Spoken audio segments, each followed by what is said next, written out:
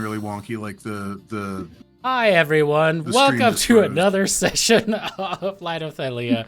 As Damon's internet is being really wonky, and he just let us know. Welcome back. I am super excited for another week of our shenanigans together because last week was already amazing. And in case you didn't notice last week, we didn't roll a single die, which is bananas. But it was so much fun, and really it was built out of this wonderfulness that is, of course, the fact that we created such a wonderful story, and it's really these 6 people next to me who created this wonderful story by being amazing, that we are now able to actually talk about the consequences, and because of that, this happened, and it's been absolutely wonderful, a true treat as a GM. I love it. We're going to finish up the 3-year scenario during today's session, and we'll go to a little event that all of us have been looking forward to, just varying degrees of wonderful excitement. Well, I don't want to spoil it too much, but I am excited for it. That said, like I said, welcome back. Lots of stuff happening in the Nerdiverse if you guys want to go check it out. Everything from Critical Role doing a horror-themed campaign that is not Cthulhu, but by the way, speaking of Cthulhu, I totally segued myself on purpose. That's 100% shameless self-promotion shilling, y'all.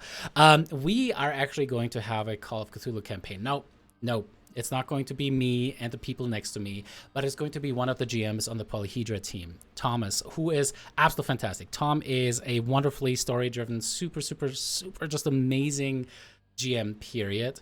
And he has agreed to run a Call of Cthulhu campaign. We're currently looking at dates. It's going to be either Monday or Wednesday nights, and I am psyched for it. So if you're interested in that, head on over to polyhedra.io. Make sure that you get into the community by the time that we post it. It's going to be here in the next few weeks. I am super excited for it. That also said, super happy to announce that we also have a new GM on the team. His name is Rory. He's based out of South Africa, and he is going to run our first Lancer campaign. He's also looking at Crystal Punk. This is a 5th edition setting that kind of feels like Shadowrun, if you've seen it, but with the 5th edition rule set, which is really dope. So if you've been itching to die, if you've been, sorry, this is just a Freudian slip for later, so don't worry about it. But if you've been itching to play, stop it. If you've been itching to play something cyberpunky, this is going to be a fantastic way to scratch that itch. Anyway, stay tuned. Super excited about both of those things. Make sure that you get into the community. Be sure to get vetted by either myself or Jason, who of course plays the wonderful Argenti. But that is pretty much it from me. Do you guys have anything that you guys want to call out about the wonderful Nerdiverse?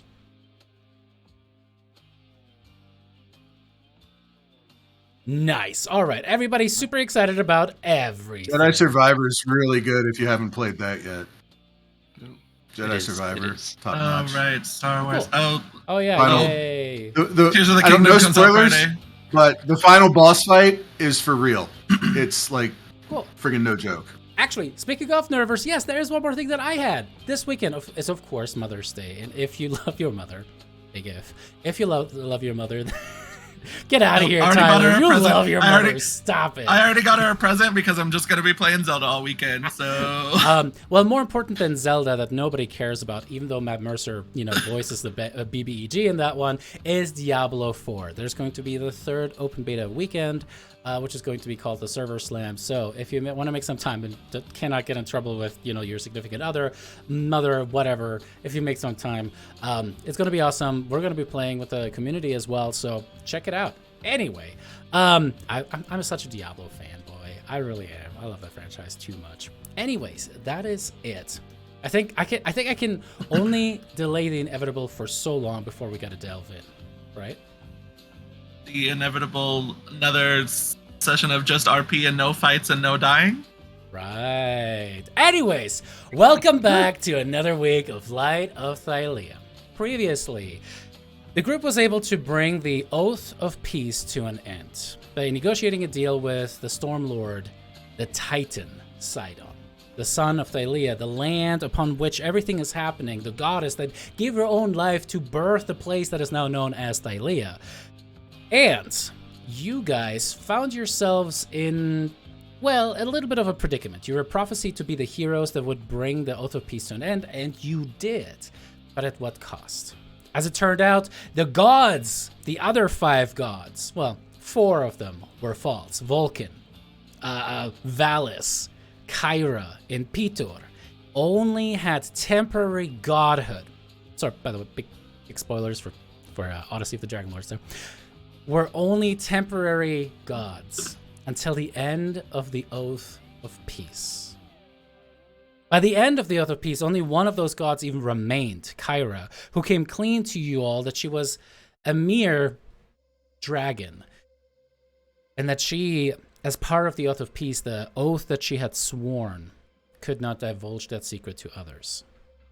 She returned back to her draconic form and flaunted that fact, of course. Has to. Come on, she's a dragon. And all of you went your separate ways. Brissa, you married Acastus, the king of Mitros, becoming the queen and having 2 children with him. One of those children, Estor, ended up being taken away from you as a ward to be raised in the Tower of Praxis, which of course is the seat of power for Sidon.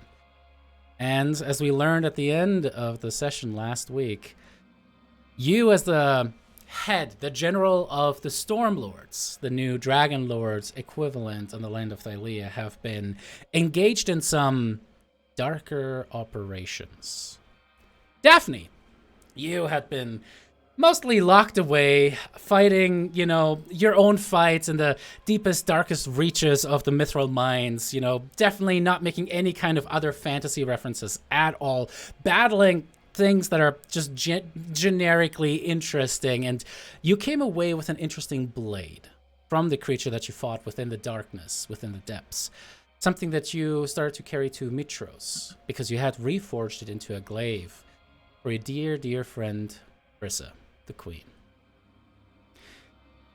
Argenti, you, of course, found yourself at the end of a little bit of ire of Kyra, it seemed. Something that seemed odd.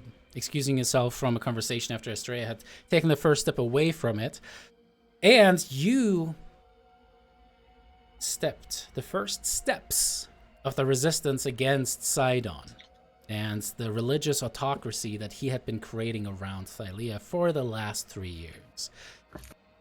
As you and Aesop approached Yanni, he also let you in that Lyra had been given him artifacts and other writs of the peoples, the Sirens of Thylea, the people that had been crashed down by Sidon and Lutheria for daring to potentially create other gods that could challenge the Titans themselves, with an item called the Promethean Fire. A legend. But, as you have learned, legends in Thylea hold more than just a kernel of truth. Estrella, you got everything you ever wanted. But that taste of sweet, sweet succor quickly turned into... God damn it, Tyler. Stop it. Stop. I hate that word. Turned into ash in your mouth. As you looked around and you saw that Chalcea's influence on your grandfather was still incredibly strong. As, well, the Sidon squads would move through and kind of force people into belief. Maybe Sidon himself did not, but everyone else upon the plane was free to do as they wished. Oh, Lyra. If only you knew the things that the rest of your friends have been up to. You, in the meantime, have traveled and met a lot of the Sirens across Thylea, the scattered diasporas that exist there. And you have been trying to find the location of the sunken city of the Sirens. Its name struck from the records of history and the memories of all people. And so that is where we're going to pick it up this week, as we're still within this 3-year period since the end of the Oath of Peace and the last chapter of the Light of Thylea. Now, we find ourselves in a deep, dark, cavernous ravine. We look up and we can see barely some light shafts penetrating through this massive crevasse where 2 mountainsides seem to meet. A long, decrepit, yet somewhat reliable stone bridge spans this white chasm. And as you stand there at the end of one of these points of the bridge, Yanni, you look across. and you see the large pyramid on the northern end across from you.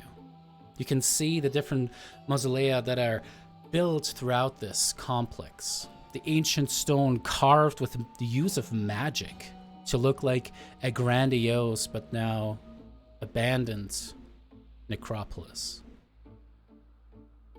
You step forward, and in your left hand you're holding the weathered, leather-bound book, Nomad. Your mentor and guide, the thing that you stole when you were but a little thieving orphan in Aresia. The sentients that had been whispering to you, trying to teach you how to become the best arcanist you could ever be. What you later learned was somehow connected to the Archwizard and now Lich, Damon. Formerly a friend and guide and counselor to the Dragonlords, the first Dragonlords of Thylea. As you tentatively step forward, you hear hissing and moaning from below the bridge as ghoulish hands reach over the precipice and start to pull themselves up quickly. Hissing, spittle flying in the air, they come towards you, dozens of them starting to rush, and you suddenly feel your left hand grip tighter into the book, the coldness of it kind of surprising you.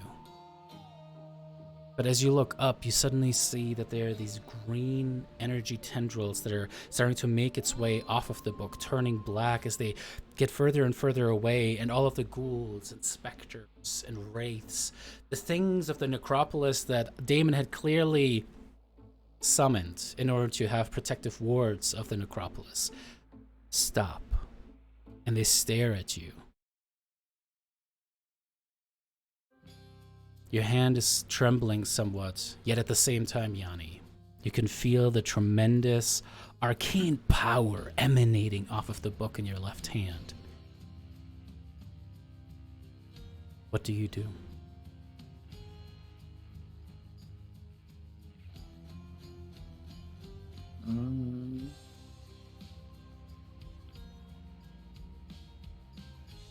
Nomad, are you trying to tell me you can do something about this? It's more that you feel the power in your own hand. It seems like the sentience, the consciousness has connected with you, but there's something more to it. You can really tap into it. It's like this maelstrom that is starting at your fingertips and your palm and radiating out into the rest of your arm and then ultimately your torso.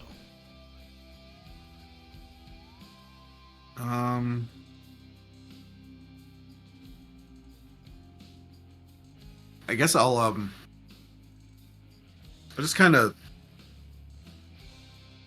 try and focus the energy out towards these undead and say something along the lines of, I'm not here to defile the graves, I'm here to speak with Damon. And as you kind of hold out your hands, there's a flash of that green energy that seems to reflect in the irises, for those that things that still have irises, of all of the undead before you. They seem to part, like an army standing at attention for a noble, and seem to bow slightly as you step forward. Stepping between them, looking at them, you can see the faces and the ancient armor of many of those who served under the Dragonlords in the First War.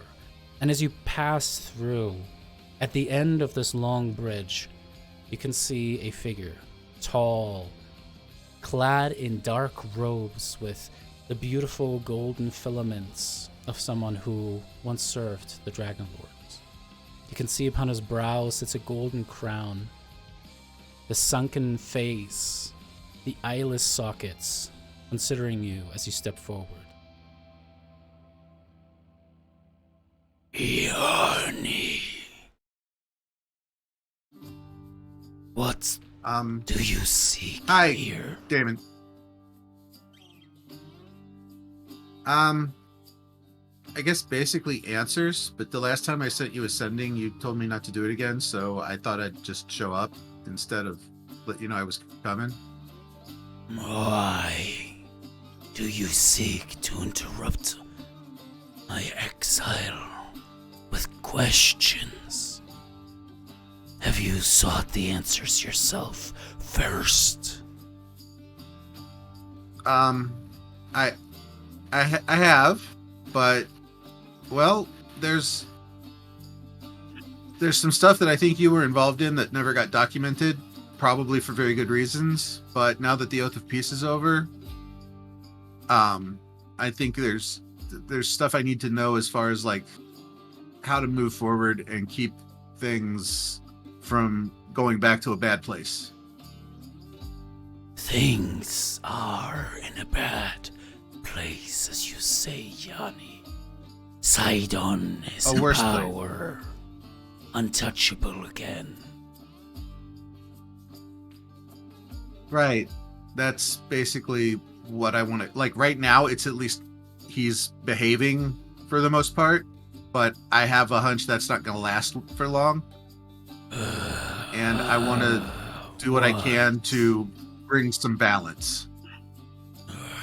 You can just feel almost the emanation of frustration off of this ancient lich as he slowly kind of levitating upon the ground. The long black tethered ropes are starting to drag on the ground behind him as he turns away from you and starts to float away.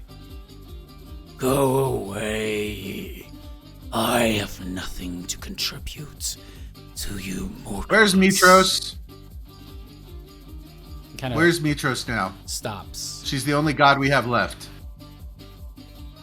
Almitria is interred in her mausoleum, and you can see the kind of just desiccated skeletal finger poke out as it points towards the massive pyramid on the northern end of the necropolis. If you seek her, you can find her bones there, though. Be warned. If you try to exhume her, I will destroy you. I have no interest in disturbing anyone's graves, most especially hers. But where is the deity Mitros? Kind of looks down for a second, ultimately kind of looking back north towards the mausoleum, and then the burning points of green light seem to get brighter within the sockets. I don't know, Yanni. No one knows. No one leaves. Such is the curse of Thylea. Okay, that's part 2. Is there anything you can tell me about why Thylea sacrificed herself or what happened to Kentamani when she did? I'm looking for anything that can help balance Sidon's power. Nothing is known of the creation of Thylea outside of what has been disseminated by the Titans. We are as ignorant about this as your people still are. Sidon and Letheria have kept their own people in ignorance on purpose. Any record has been wiped, memories taken from people's minds. I don't know where Kentamani is, but my guess is that he still slumbers, watchful over Thylea itself.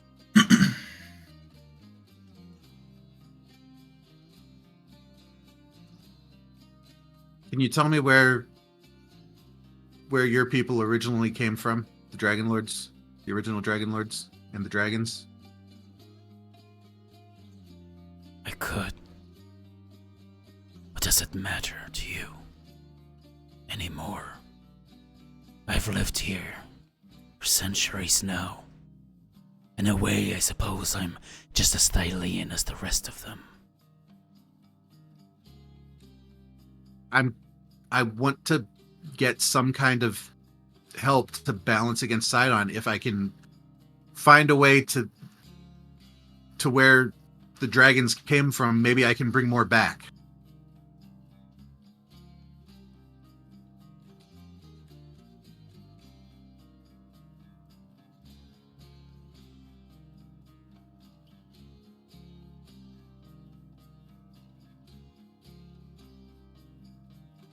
And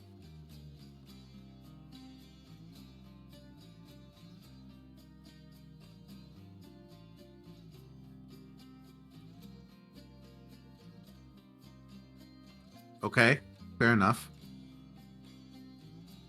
Yanni's tucking that name away in the back.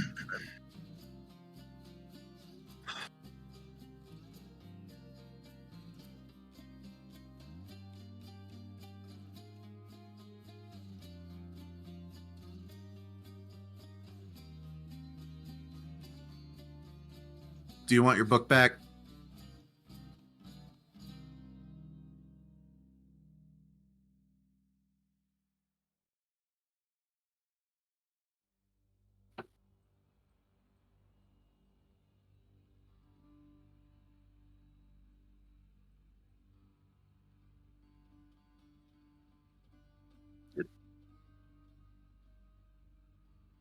Yes, and I'm pretty sure it's more than just a book with an attitude in it.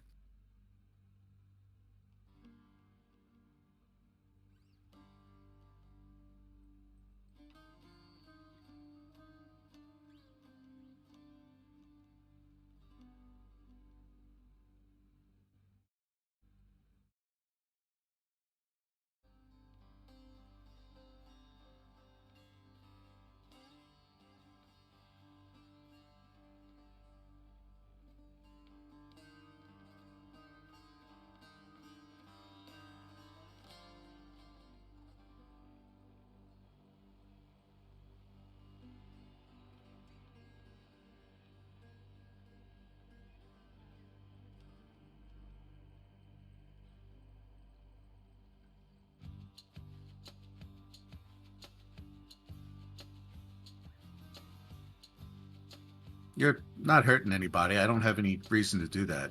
I think it's good that you're here protecting this legacy, but at the same time, there's living legacy out there. Don't forget that. I've traveled with two of Pitor's friends, whatever his dragon name was. Or not friends, children. Sorry, distracted. Two of his children that I'm trying to remember his dragon name, but I don't. And yeah, anyway. Are they not legacy?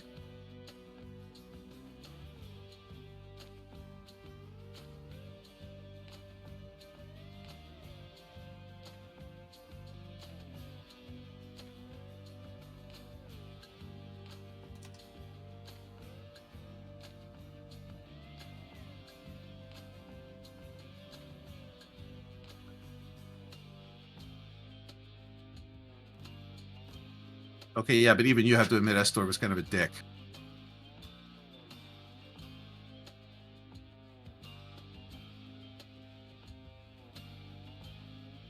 Okay. Is there a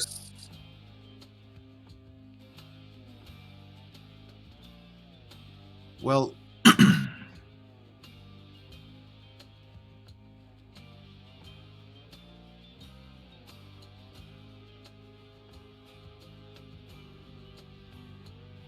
I mean, we managed to make some level of peace at least.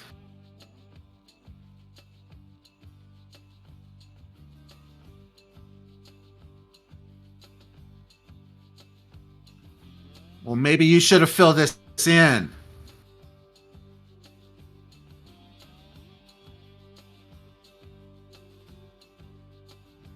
Yeah, tell me about it.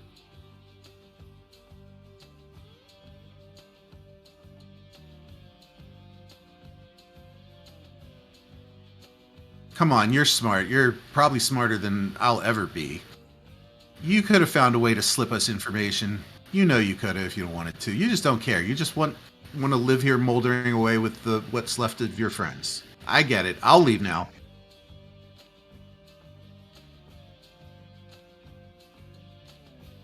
No, I won't. Actually, I would like to go pay my respects to Balmitria, if you don't mind. But I will leave you alone while I do it.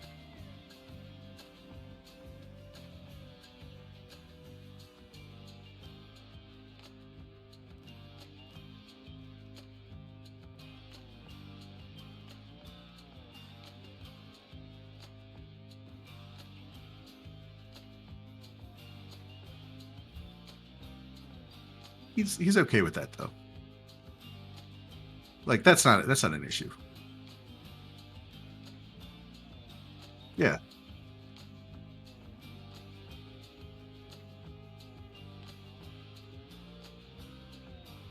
Yes.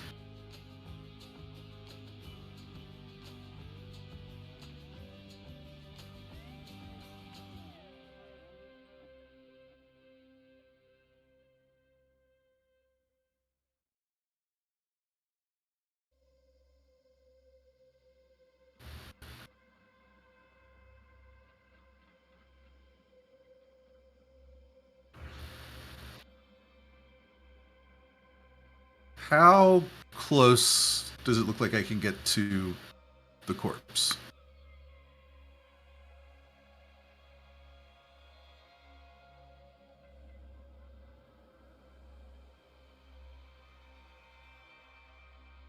Okay. I want to try this. I don't know if it'll work or not, but I want to try it. Maybe. I don't know. Huh? So one of the new spells that Nomad has revealed to me is Speak with Dead. I would like to see if I can speak with Domitria's corpse.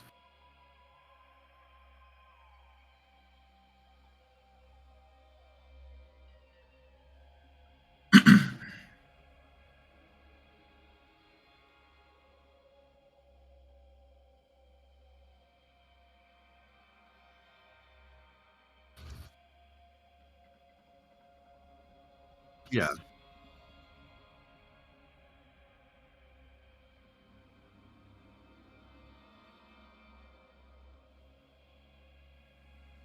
There seems to be something about Almitria, a remains of hers that lies with a different party member at this moment. The horn.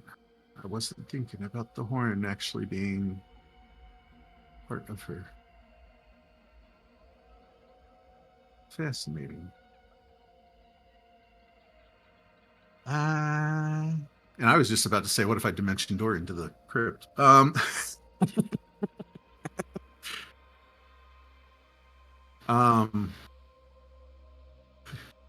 dimension door right into a dead dragon corpse. That's brilliant idea. Like I'm the one with the sticking highest out of you. intelligence score in the party. Look at that. Mwah, perfect. I even got my wisdom all the way up to 10 now, so I should be wise enough to know that's not a good idea. Ooh, rolling in the deep. Hey, it started at 8. Anyway. All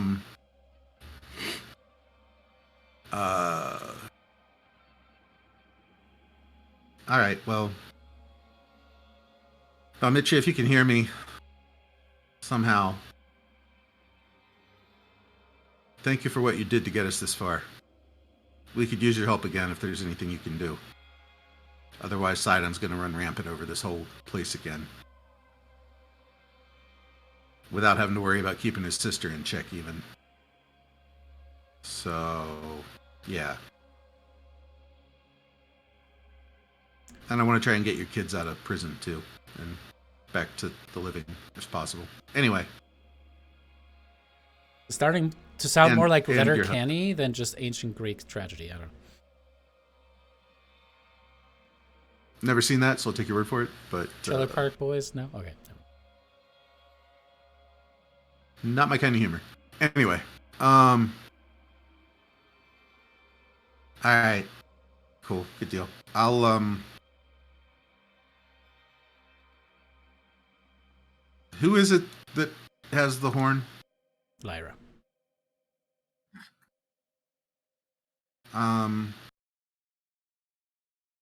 Cast a sending to Lyra. Hey, where are you? I need access to the horn. Can I come visit? Lyra, the food that you had in your hands has dropped upon the mountaintop, and there's just tears streaking down your face as you suddenly hear Yanni's voice in your head going, "Hey, I need your shit!"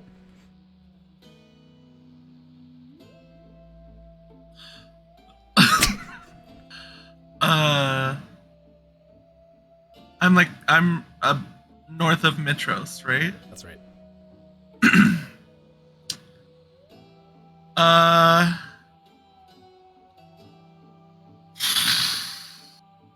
I can meet you in Mitros. Okay, I'll just wait for you there. Thanks. 2 sendings. Yeah, no problem. No. Yanni, make me an insight check. Well, the first roll of the last chapter. Technically. Nice. 18. Damn. You can tell that there's something that is affecting Lyra. Her voice is quivering, and it's almost like she's choking back tears. We fast forward as you teleport back to Mitros, walk towards your academy housing, and Lyra, you're already sitting there. In your hands, you're holding a couple of the little cairns.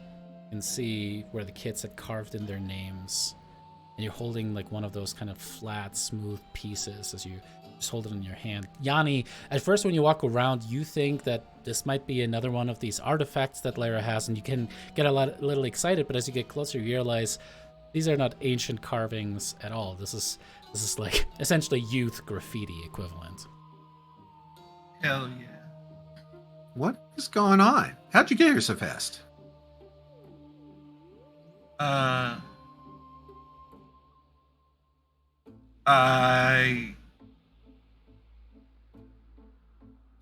wouldn't have been able to fly, so that's a good question. I power walked. Just yeeted herself off a cliff. Said she's golden I god. jumped off the cliff. Guess I shouldn't have spent so much time enjoying the ambiance of the necropolis. As Yanni That very was thoughtfully sarcasm. went through the Ahura and bought something ahead of this meeting to try to make Lyra feel better. Right, Damon? Sure. What that did you makes get good Lyra sense. to try to make her feel Oh, better, no. Damon? God. Is So it the ribbon? snarky asshole that is Damon wants to say a bag of birdseed, but God damn it. It's okay. Little Last rat. week, probably like just some Literally. nice flowers. literally last week when David was like, they made this huge feast with all this food, I wanted to be like, Lyra grabs a bag of birdseed.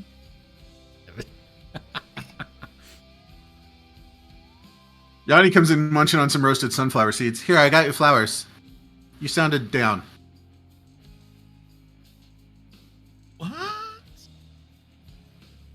Yeah, I'm not a complete jerk. I will take them and I will hold them awkwardly because I don't know what to do with flowers. I think you're supposed to smell them or something. Admire their beauty. I don't know.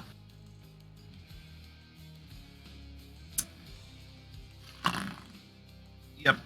So What's going on? What did you need? I wanna try something with the horn that I just thought of, like right before I contacted you. But you're clearly upset about something. You want to talk about it? Oh, you know, just the usual. Doing good stuff. Coming back 5 seconds later and everybody's dead. Par for the course, really. What do you mean? Like you turned around and turned back around and I mean, everybody's dead? it wasn't literally 5 seconds. It was like what? Like an hour? No, How long was I gone? That's a little bit longer, but yeah, some hours. Well, remember when I Wow. came and brought you that that artifact that was Yeah. like, oh, these are star charts. The people that gave me that, they're all dead now. So, you know. That quick? Like the whole I don't even know what we're talking about. Village wiped out? Yeah, I guess it kind of was a village. Probably like a ramshackle village. Yeah. Do you know what did it? Like rampaging monster or something? I found this, and I just have that broken piece of the mask.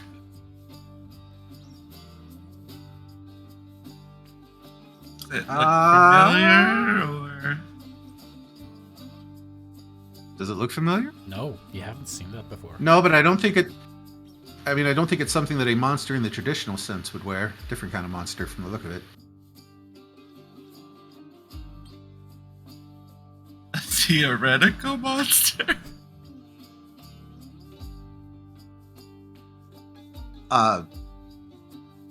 Humanoid kind of monster. An intelligent being that should know better.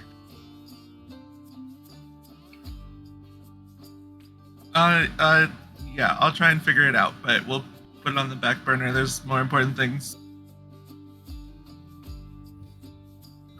Yeah, so...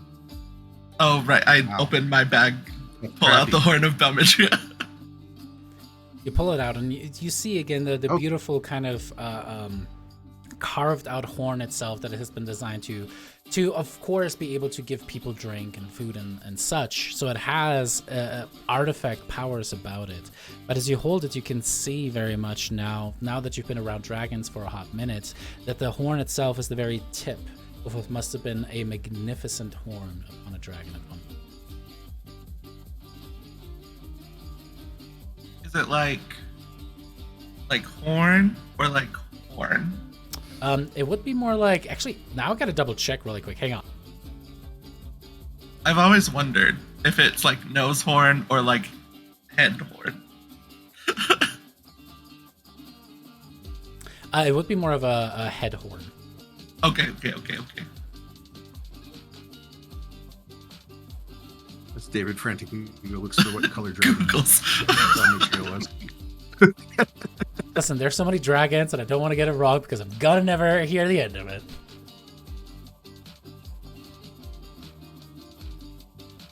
And that was a faster response than ChatGPT, so get the fuck out of here. Did you want to get drunk?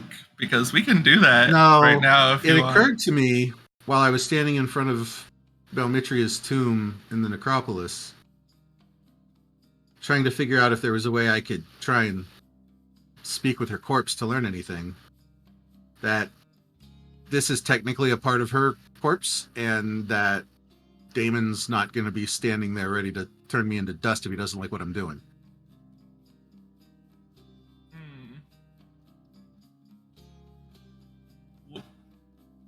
I'm all for new ideas, but wouldn't it need to have like a mouth?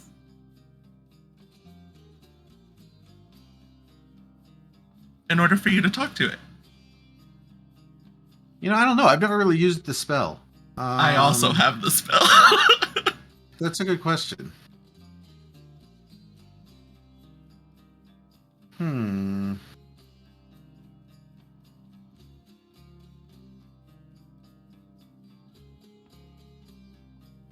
Tyler gets DM inspiration for remembering their spell. Yay, I'll need that for when you definitely don't try and kill us later. Oh, I already have DM inspiration. God. I just literally applied it. Oh, okay. Before you I was like, geez, I've had DM inspiration for 4 months.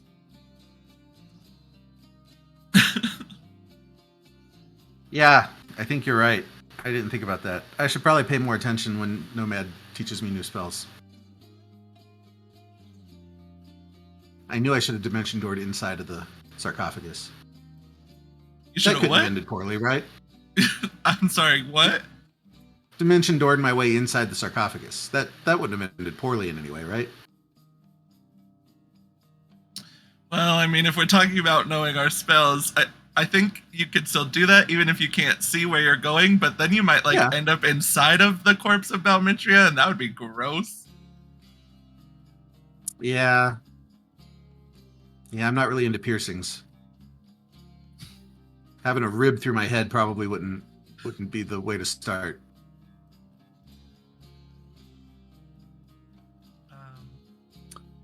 Well, Have you tried sending a message to her? Didn't we try and do that with Pitor's soul or whatever? yeah, and it didn't work. Right, but that's because he's trapped in the place. Yeah, Damon said something about that one place that they're trapped. Basic, yeah, the Fury's prison thing. Yeah. I was trying to get a little bit of information out of Damon, and man, he's just a surly, self-interested. Anyway, Get off my necropolis. But he said something that got me thinking. He said that they were trapped here, and I think he kind of meant we're all trapped here. Like, there's no way to leave Thylea. Have you ever known anybody that left Thylea? That, like, you know for sure made it off of Thylea and lived? David, do I know a person that's left Thylea? You know, Yet? yourself and Estrella, you together ventured off the plane. Oh, right, in the tunnels. I mean, again, it's kind of okay. It's a loaded question. Do you know yourself? Have you done that much self-reflecting? I feel like it's been a lot of suppressing emotions and running away from them. But you decide. I mean, technically, Estrella and I were in a different plane for like a hot second until we decided it was way too dangerous to be there. Okay.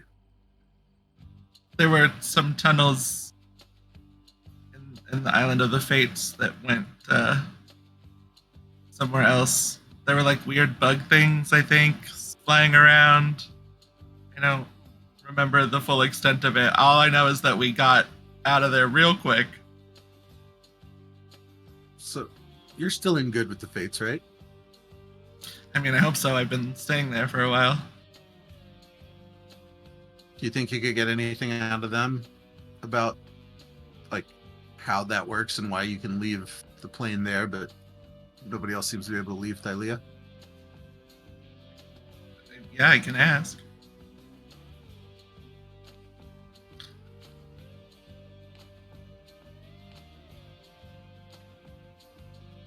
You know, we could see other stuff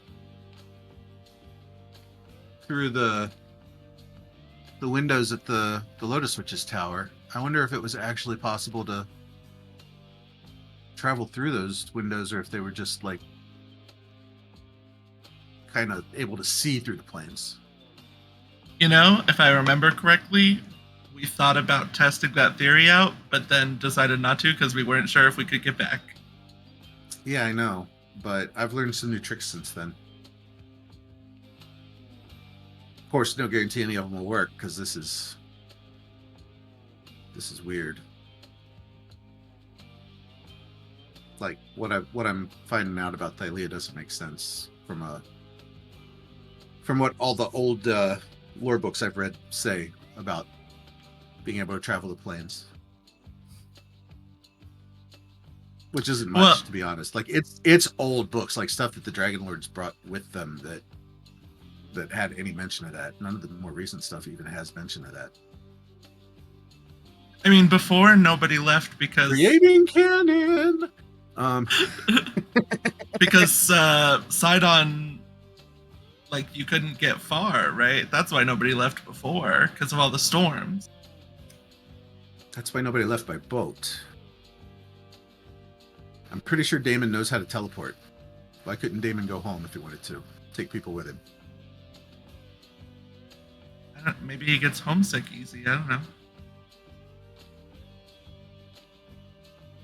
Maybe what he meant by we're stuck here, he meant like mentally stuck here.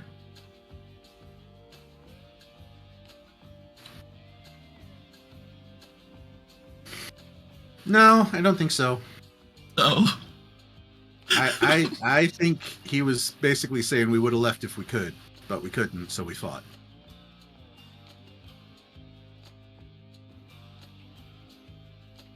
But yeah, I can ask. I mean, they're literally on the island. The tunnels. Or the one tunnel that I know of. I don't know where the other ones went. I'm just assuming.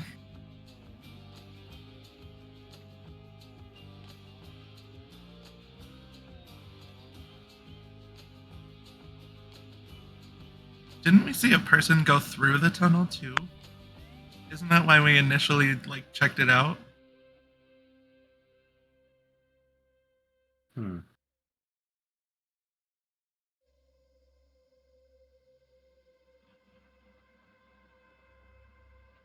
Yeah. Remember when Estrella and I used to get on all Do you have an easy shenanigans way because back we were there? best friends back then? I mean,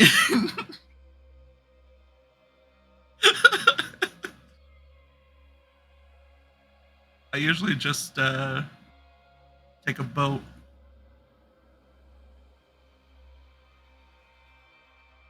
Or fly. But it's a lot of work. I get real tired. Yeah, what happens if you get all bummed out halfway through the flight? You just gotta think happy thoughts. Trademark. Hmm.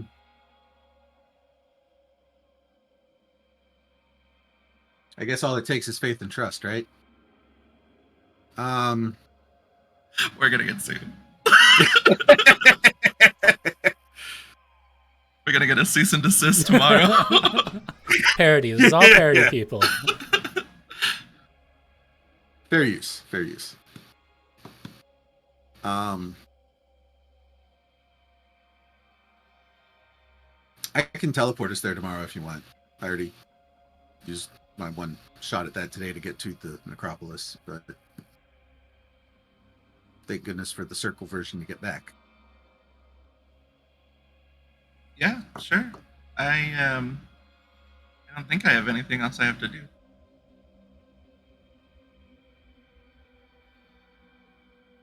I don't really relish dealing with Desdemona again, but I know she wants to She's see me. fine. She misses you. Yeah, that's concerning, isn't it? I mean, she did like, Eat me? yeah. Maybe she wants a light snack. Yeah. I mean, I you're don't at know. She's least very a, skinty. I don't know if you're. partial entree now. I would say you were like an appetizer before. You're like a half entree now. I don't know if halfling is part of her diet. She's Maybe very she wants keto soup now. and a half sandwich. And also, when you get soup and a half sandwich, what happens to the other half of the sandwich? You eat it later in shame. But I mean, anyway. But yeah, no, we can go back tomorrow. Yeah.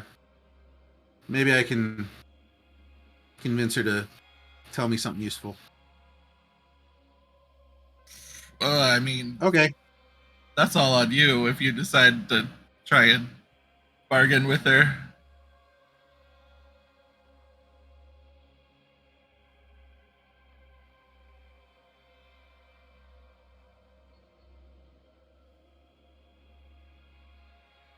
Just don't offer like your soul or that's pretty much it. Just don't offer your soul. Do I even have a soul, or did she eat that in the process? Who knows? That is a fair question.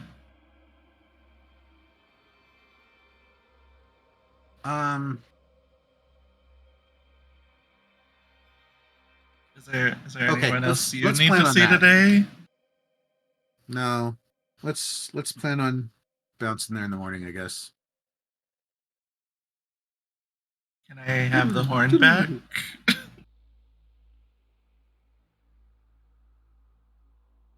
Sure. I immediately use the horn to make wine. Glub glub glub glub glub glub glub.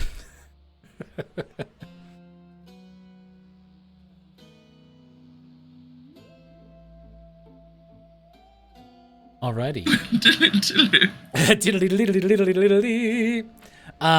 Alrighty. With that, I hate to put it in at this point, but it's a good stopping point. I've got some stuff that is happening IRL that I could take care of really quick, so we're going to take a very quick 5-minute break. So sorry about that. Hopefully 10 minutes tops. We'll see you guys here very shortly. See you soon.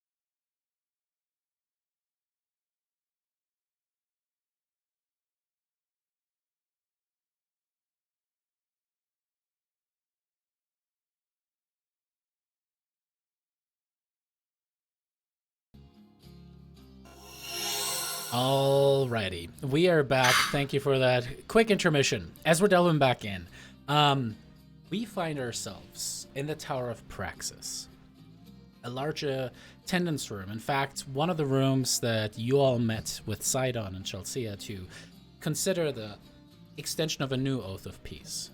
Currently, Estrella, you are leaning over the massive pool of water that before depicted Thylea in its entirety, the map of the world itself, geopolitical zones. Carpatha is delineated with a small sphere of influence. You could see Astoria, Mitros, Aresia, of course, the entirety of the Southern Isles, the Cerulean Sea, which is dominated by Sidon worshippers. And that is when the water shimmers and changes, and steps start to approach. As Chelsea kind of comes into the room, your two attendants behind you. What do they look like, Estrella? How would you describe your two handmaids that travel everywhere with you? Well, I'm glad you asked, David. Thank you.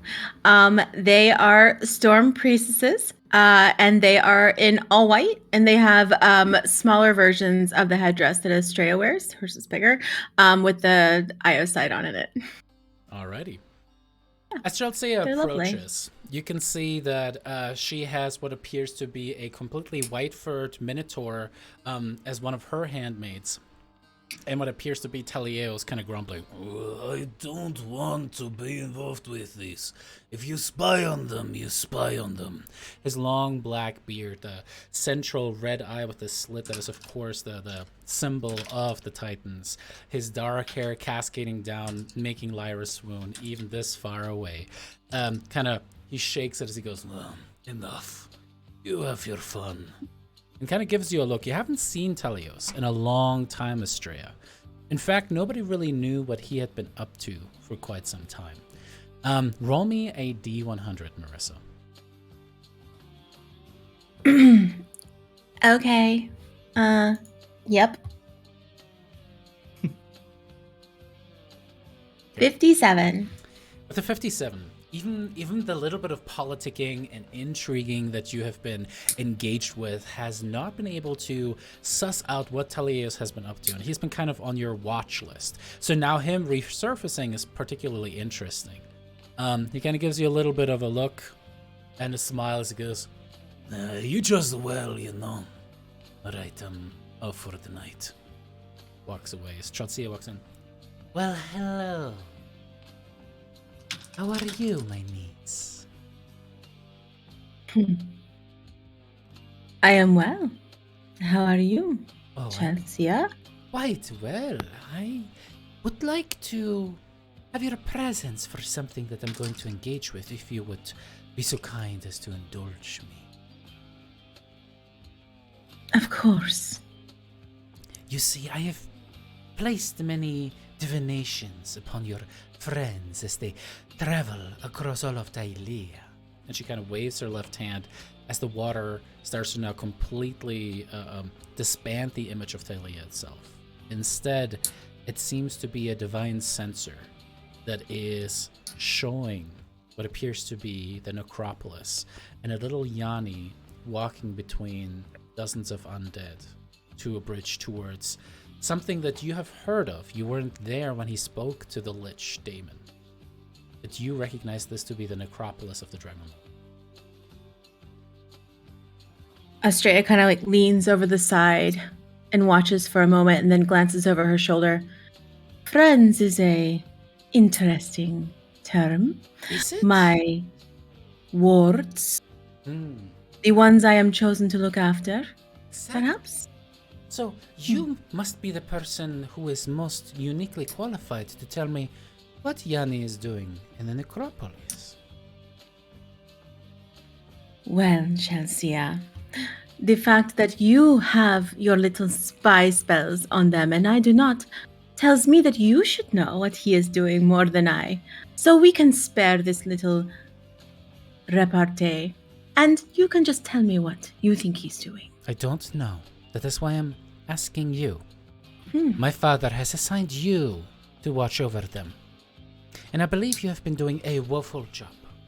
Something that I will let my father know of. So let's watch what your little friend is doing, visiting the Dragonlords once more. And once we know more, I have a little mission for you, a quest, if you will, since you were such a wonderful, adventuring person in your life before you saw the light. And she kind of just Yes, starts to look over. some of us have been out in the field Mhm. doing actual fighting and not just sitting on a throne. If I were to fight, my opponent would be nothing but a smoldering pile of ash. It is simply not fair. You had to catch up, and let's just say you're still coming short. Oh, they are talking. It seems Damon has placed a spell across himself. Of course he did. Let me see if I can. And she kind of moves her hand as the sensor seems to kind of fly forward and seems to be rebuffed by something. Though you guys try, go ahead and make me a perception check as you try to read the lips of the ancient lich and Yanni. 16. With a 16, Astrea, you make out some of the things, some of the questions. Yanni's lips move incredibly quickly. The sharp-witted haggling just firing off the words, like bows just getting reloaded incredibly quickly. But the lich, in his long, kind of arduous speech, you can make out the words. You can tell that he seems to be talking about Balmitria and Mitros. It seems to be the focal point. Something about getting off here, being trapped here, meaning Thylea. And then Yanni approaches this massive marble mausoleum of a pyramid, walks inside, and the sensor seems to follow now as it flies. As you see Yanni put his hand up against the marble and say something along the lines of, Hey, if you can help us. and so on and so forth. As you hear all the words that are now spoken by Yanni. And not only do you, but Chelsea as well.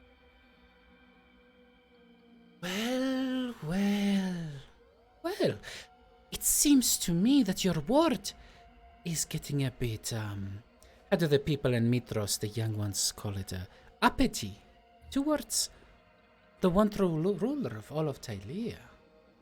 This is something that I would like to have your opinion on, O High Priestess Astrea. I will handle it. Oh, you will? Could you be more precise? Maybe give me an outline of the actions that you have planned to deal with this usurper of our family. I will give the outline to Sidon. You can be there if you'd like. You're playing a dangerous game, niece. You forget your place.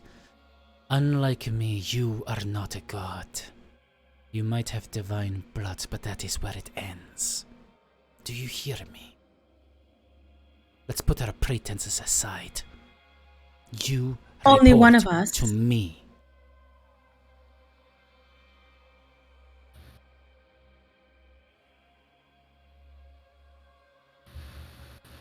Chelsea, give me a moment to think. You are so intense. Have a glass of wine or something. I have the future of my land to worry about, instead of getting drunk, like other gods before. You are clearly a god and unmatched in your prowess, so you should find that a very easy job. I will handle it. I will let you know how when I figure it out. You better figure it out quick, before we send the Stormlords on your friend. Do you understand? We? Indeed. who? After all, you will also sign off on this. Sidon would want it. And what are you going to do when Granddaddy tells you to do something? Oh, this is your problem, Chelsea. You have no subtlety. I do not. You can't just walk in crashing thunder down. You have to be a bit more subtle in politics. let's just say my patience has worn thin with your words. But for now, you are still, of course, the ward of all of them. So take care of it. And you see the lightning starting to come off of her. I will. She waves her hand again as the water shimmers away and turns back into the landmass of Thylea below you. And then stomps out of the room, shaking everything. One of the handmaids turns to you. Ugh, what a bitch. Unbelievable. Speak of Chelsea that way. She is the daughter of Sidon. Of course, High Priestess, I'm How sorry. dare you? I'm sorry. She kind of like prostrates herself before you. The other one is just like has her arms crossed and just shakes her head.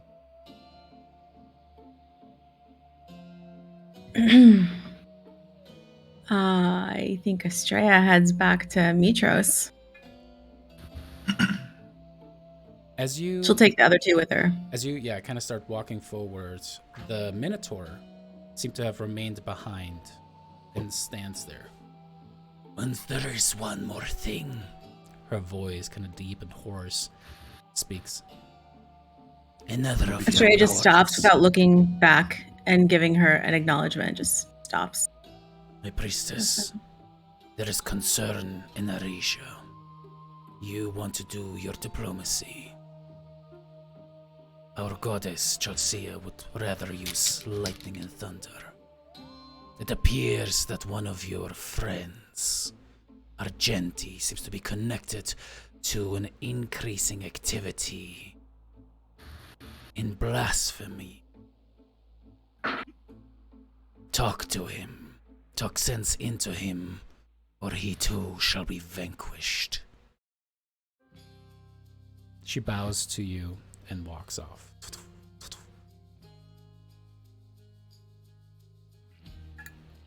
Estrella just nods and keeps walking. Argenti, you are within your academy.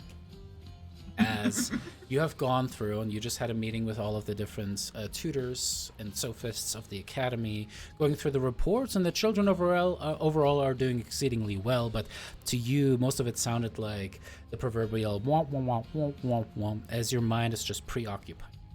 Because right before this meeting, you had received the latest report of the 13th ship.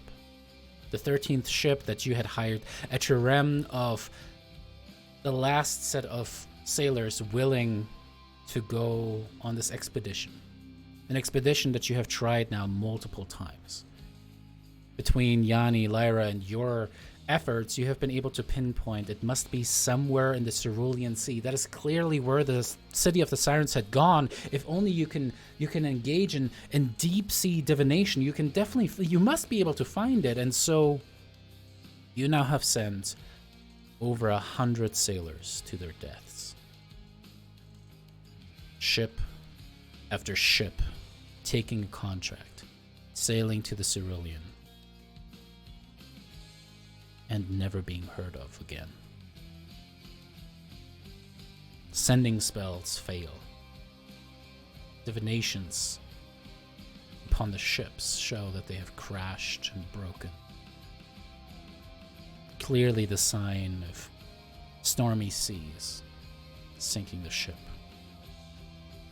It appears that your efforts of trying to find the city of the Sirens, to find the Promethean fire, have not gone unnoticed.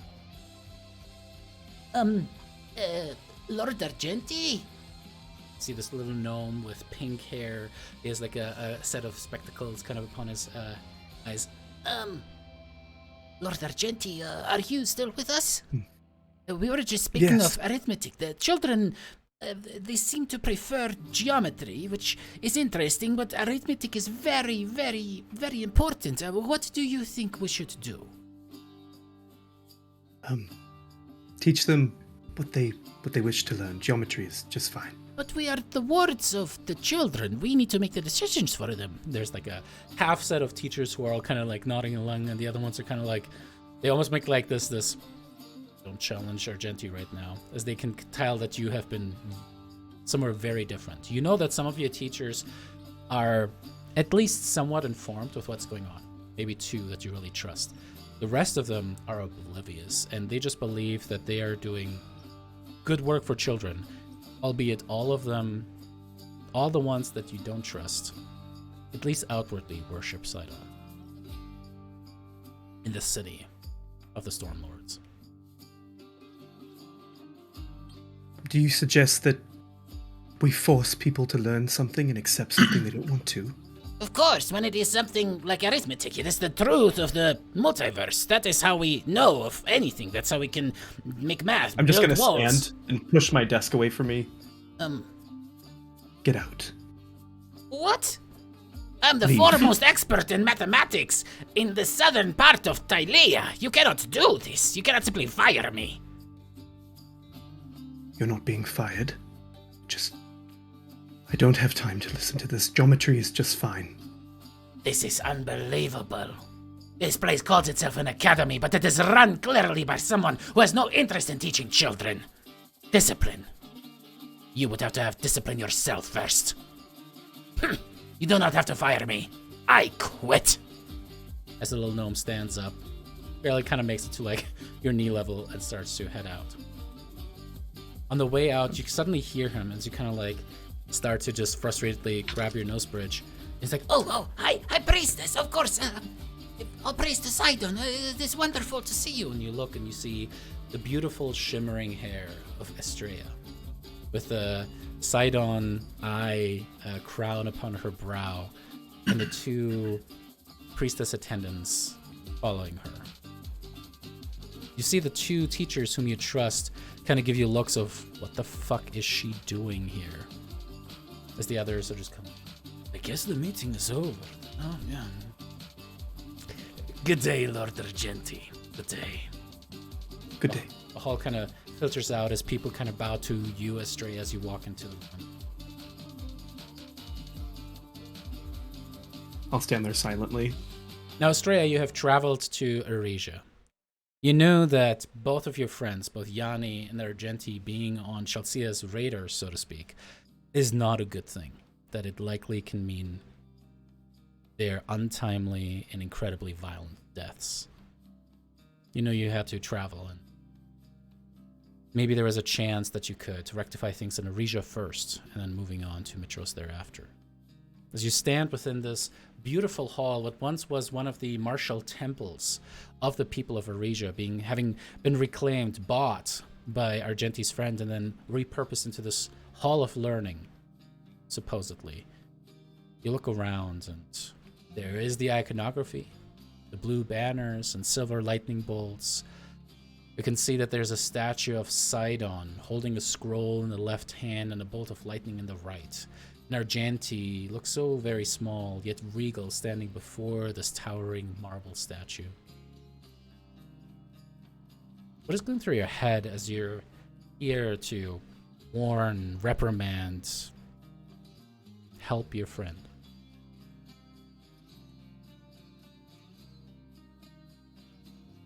You're muted. Estrella's gonna hold her hand up to the 2 so that they stay where they are. She'll just kind of walk into the room.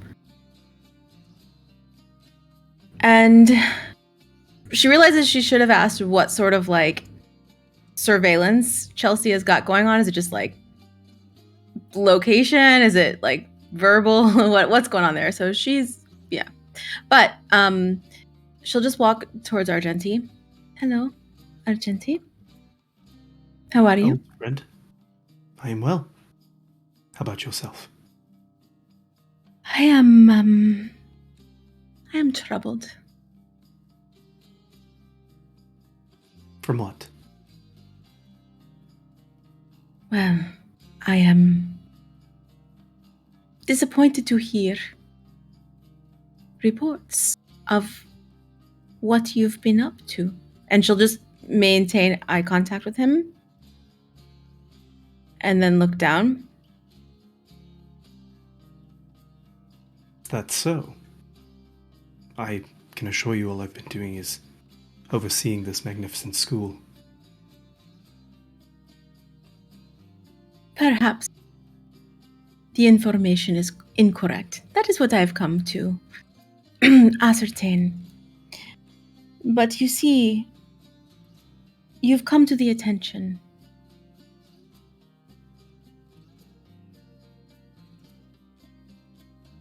of Sidon. Perhaps you've been meeting with people you should not? Only the occasional friend, such as yourself. I visit Yanni every so often. Aesop as well. Surely you remember them. It has been a while. It seems longer than it has been. Argenti.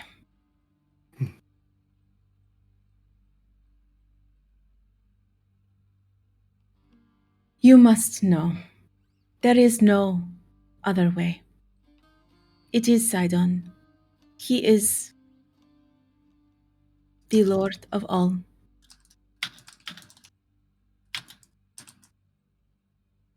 Of course. No mistake about that. I mean, there also isn't much of a choice, is there? No, there isn't.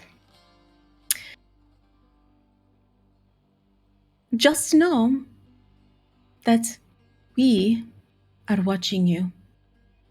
Your every move. We know where you go and who you speak to. You and everyone else.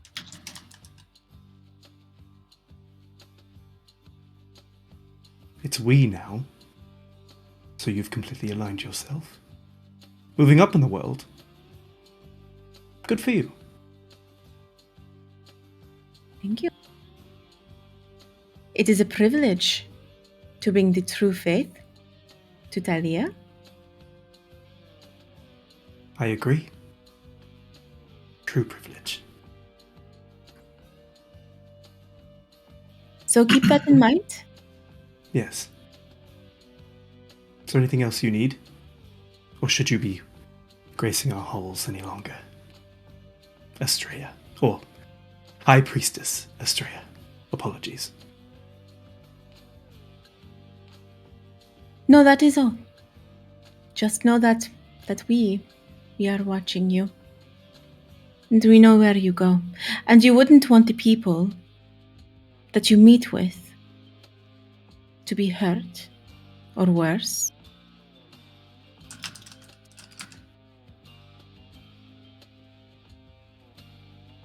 Is that all? That is all. I'll show myself out. And she'll just turn and exit. Argenti, as you stand there, what do you think emotionally is going on in your body and in your mind? Well, body, I think I need to change my underwear. Whatever the Greek equivalent of that is. Trying really hard not to show it on my face. But in my mind, I think Argenti, I think he realizes that maybe Estrella can only be here for two reasons. One of the reasons is that, it's an outright threat. And then it's just, very simple. The other reason is Estrella maybe decided to come here on her own accord, and it strikes him as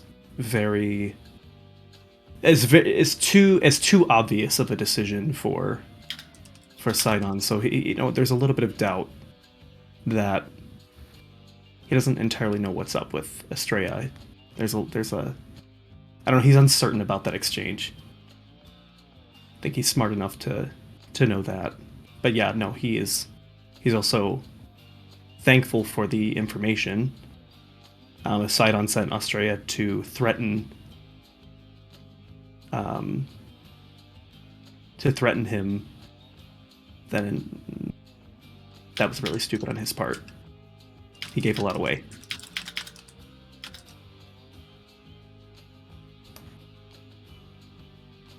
You're almost in a haze as you walk back towards your living quarters within the academy. Tyler, your mechanical keyboard is so funny to me. He's like, as you do, you see, as you kind of walk by your study itself, that there's a pile of correspondence that has been left there. But one of them carries the distinctive, beautiful, lavender-colored wax mark of Aesop.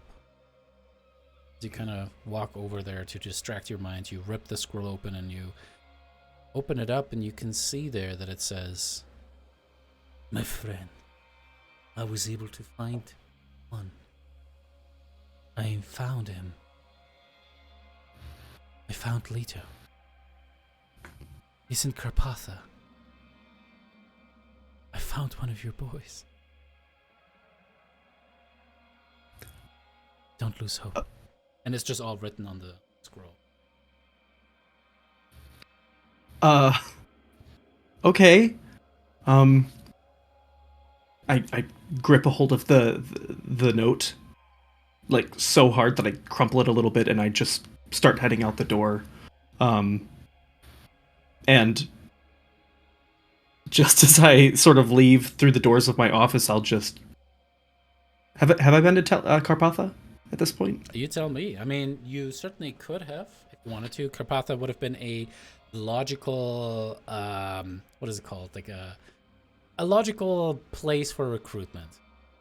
Sure. I will just step into a cloud of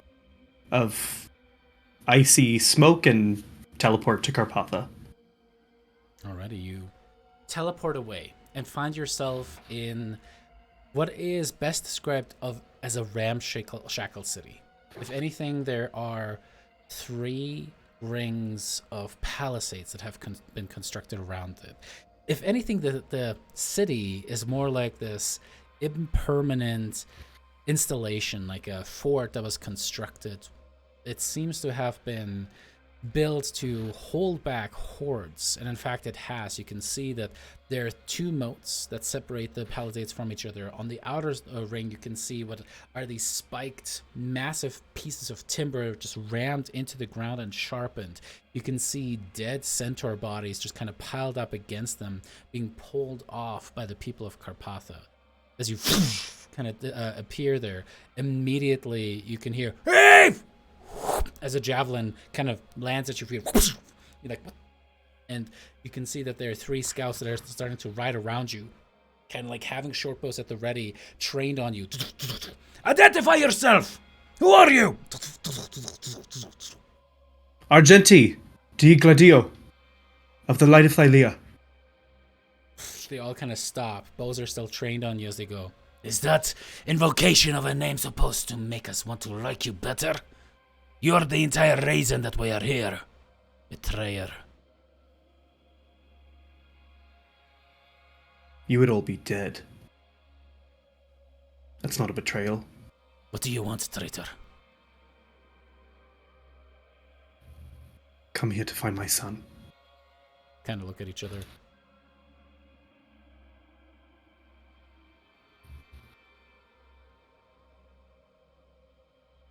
Fine. We're coming with you. You're not being left alone in the city.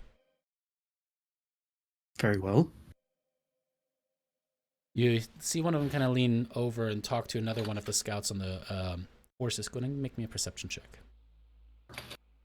Perception.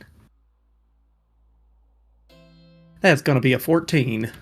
You can't quite make out all of the words that are being said, but there's definitely King Sai at the end of them. As that scout rides off into the palisades, you're being led up, and they have an interesting kind of like multi-gate approach as you walk in there, with drawbridges being lowered and raised again. You pass by and you can see that there are both war wizards as well as bowmen, etc., all throughout this place. As you move into the proper itself, you can see that latrines have been kind of dug and are just in a sorry state of disgustingness. Just decay and disease seems to be spreading throughout this hammered together adobe town. You can see that they have taken whatever clay they could and kind of baked it together with magic to create these buildings, something that is easily built up and torn down if necessary, something that is hard to burn itself. And as you move through, you can just see the sorry faces of your former region brothers and sisters.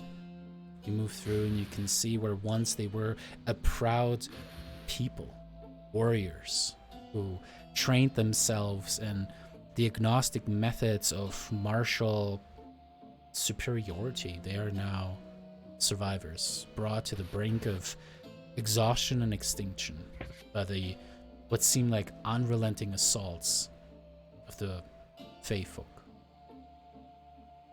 As you walk through there, being followed by the two horsed scouts, you draw attention, certainly. As people start to recognize you, they kind of turn away from you, anger kind of displayed across their face. How do you hold yourself as you're starting to draw the ire of the people of formerly Eregia? Just how I normally walk. I'm not hiding myself, not making any efforts to. I'm very obvious. As you walk, suddenly you hear something whistle, and it's in a split second as you can see a rock start to fly towards you. And in that same moment, a shield seems to kind of block the rock from hitting you in the face, as one of the scouts seems to have kind of ridden forward and kind blocked it away. He is here as a guest. All of you. We are better than them. We will weather this too, like the first settlers. We will retake Eregia. We will retake Thylea. Despite him. Understood? You see just anger and hundreds of eyes as they look up. Alright, where is your son? I don't know, but I had hoped to see the king and ask for his help. Follow us. And one of the scouts now rides in front of you, the other one behind. They're still keeping an eye out as you ultimately make your way towards what seems to be a pretty nondescript other adobe building. You walk towards it and you can see the only thing that gives away that this seems to be a seat of power is that there are significantly more guards. These massive hoplite shields as they kind of make almost a phalanx as you approach. Recognizing you to be an arcanist or a scholar of some kind, they kind of call out, and there's a trio of wizards that seem to also move out, starting to kind of like prepare themselves. You can see that they're starting to fiddle with component bags as you start to approach. Who is this? Argenti, of the Light of Thylea. He says he's here to see the king about his son. Alright, word has made it here. The king will be with you in 10 minutes. Thank you. As you stand there, you can look back over the city. There's a little bit of a raised profile. It's almost like a small mesa that you can look down upon the rest of this ramshackle town, and there you see the squalor just sprawling before you, but also a little bit of the pride. You hear the clang of weapons as people are training. You can see children as young as 8 years old practicing with spears and shields. You can see them play with what are these little just wooden rings as they kind of like use sticks to kind of keep them propelling forward as they keep getting stuck in the mud.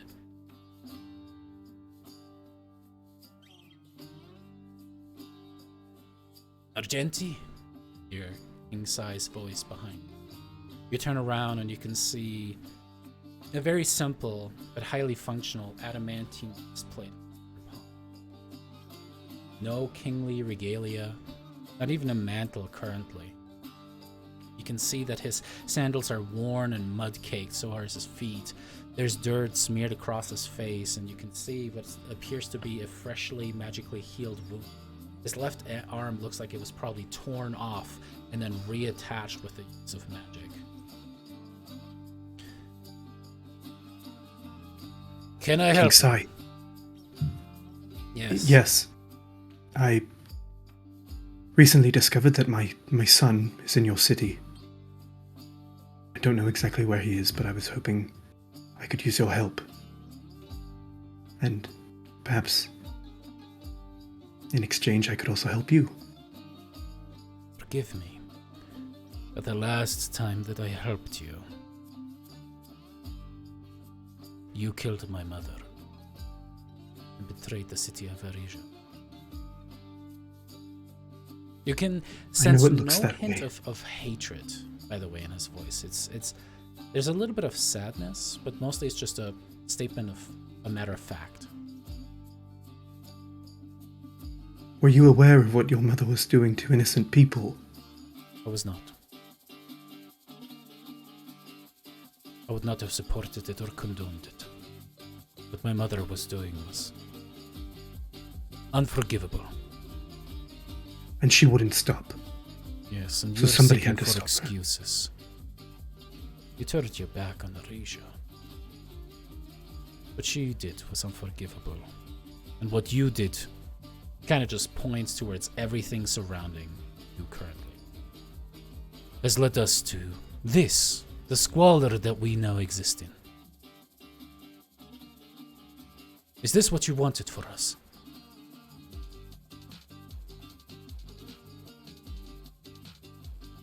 I only see strength in the people.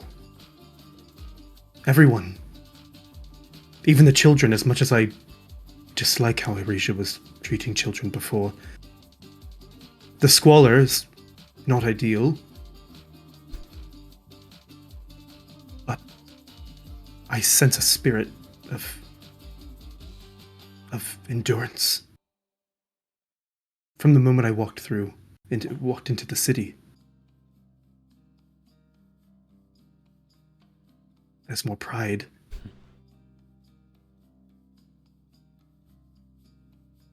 It is desperation, Argenti. Survival. You care now for the orphans of Aresia, I hear. Teaching them. Yes. I do what I can. That name, the Academy of Greater Learning, is that what it is called? You can just call it the Academy. Click, click, click. What do my notes say?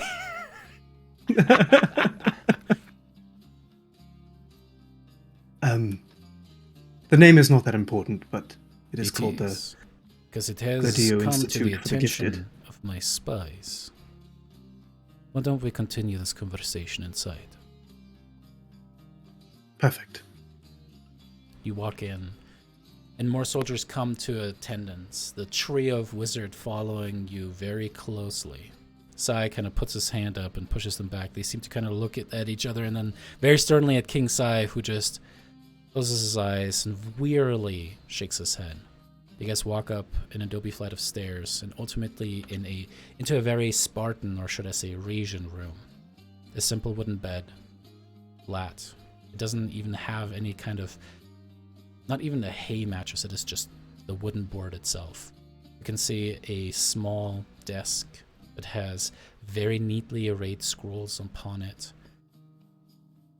A small lockbox that likely holds the possessions of the king of Carpatha. I would offer you to sit, please. And he points towards the chair by the desk as he himself sits down upon the bed.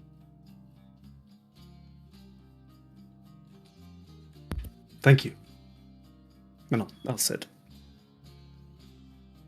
So you're trying to organize things from Aresia itself, from your academy. Trying. It's a slow-moving process, but yes. How's that going?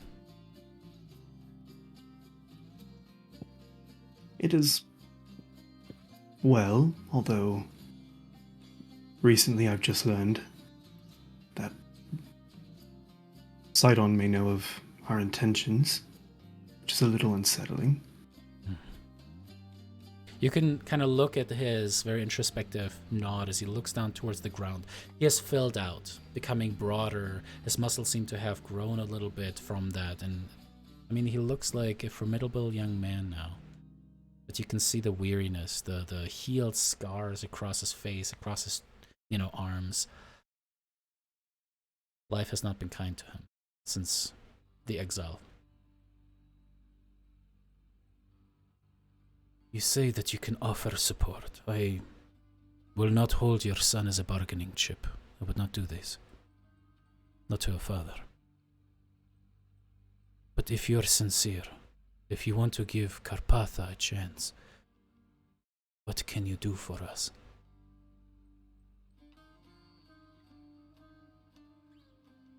What can you do for your fellow citizens? Your brothers and sisters?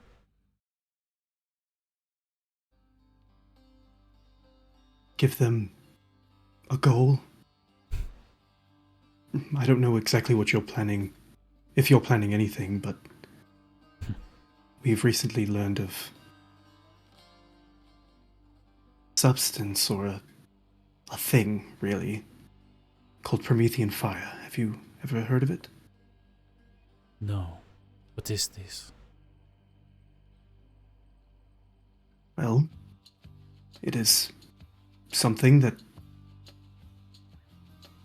the gods use to ascend to godhood. But recently I've developed a theory that it can be used to do the opposite. To also remove divinity. Was searching for it. This can remove divinity? I don't know the accuracy of the theory, but I feel it. The possibilities are endless. If you can create a god, why not also destroy a god?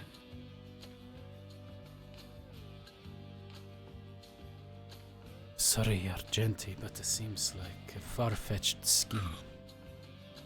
You grasping at straws. How sure are you of this actually existing? Sure enough that every single ship that I've sent to the Cerulean has been sunk by a storm in the location where we think it is. 13, in fact. Over 100 sailors have unfortunately lost their lives. That is terrible. But I suppose just a smudge mark to Sidon's history of violence and death.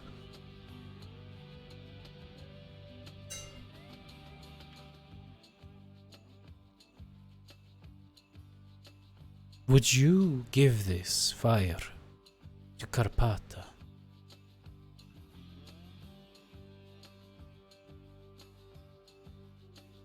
No, I wouldn't. I see. I don't think anyone should have it. I think once it has served its purpose, it should also be destroyed. And I'm guessing nobody should have this, does not include yourself. Because you are the only person who is wise enough to use the fire. Yes? No. I'm not the only one. Then There are many. Who makes you the arbiter of deciding the fate of Thylea again?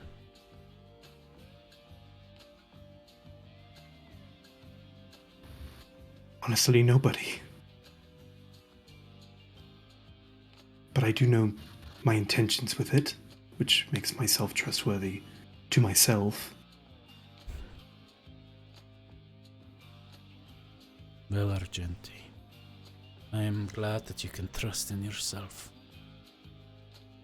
I'm glad that you have a nice life now in Regia, and that you work towards trying to absolve yourself of the guilt that you feel by fighting some hopeless shadow war against Sidon. But it seems that you have nothing of value to give to us. Please tell my wizards the name of your son, and they will help you find him. I wish we could help each other more. But you change your mind. You know where to find us surviving in this shit. Before you go, how's Brissa?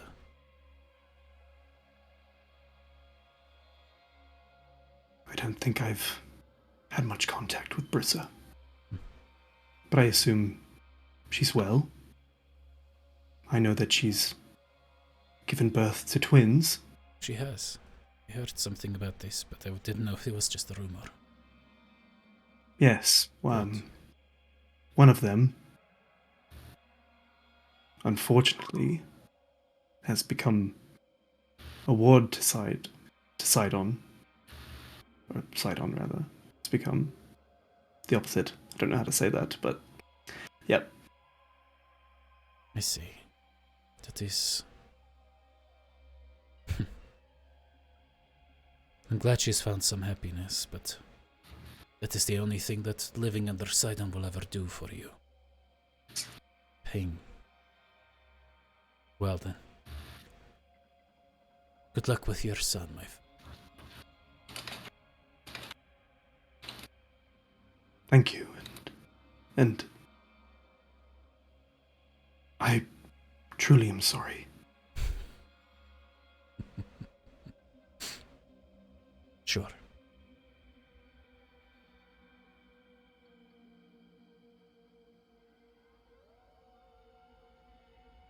It's been good to see you again. And I'll get up and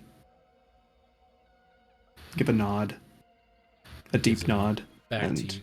He doesn't even stand up. You can just see him, kind of the legs, kind of man spreading. The elbows are resting, resting upon the just above the knee themselves, and he's just kind of hanging his head low as you walk out. You speak your son's name, and after a few hours, it appears that one Leto has been found, as he currently works in the stables. He's one of the people attending to the few horses that Capartha has access to and tries to capture upon the steps. With that information, you know where to find him. What do you do? I go to see him, but I won't make my presence obvious, once I get there. Just want to watch to see him for a little bit. You walk there, and your little boy stands. The wood elven heritage in him has shown through. The light brown curls that seem to almost end in what look like beautiful auburn tips dance upon his shoulders as he has a big smile upon his sun-kissed face. Freckles like a galaxy of stars stretch across the nose of his bridge. The beautiful hazel eyes are shining with an innate light as he handles these animals with expert care, kind of very smoothly running a brush across the mane. He clearly does a phenomenal job. As he whispers sylvan words, you can see them calm down and nuzzle up against him.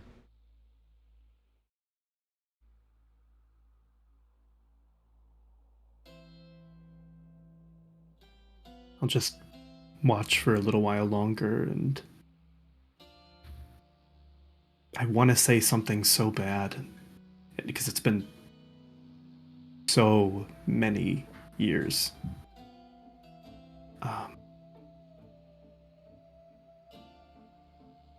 But I ultimately decide that I don't have the courage to really face him right now. It's been a lot in a day, and he's yet another person that I failed in my lifetime.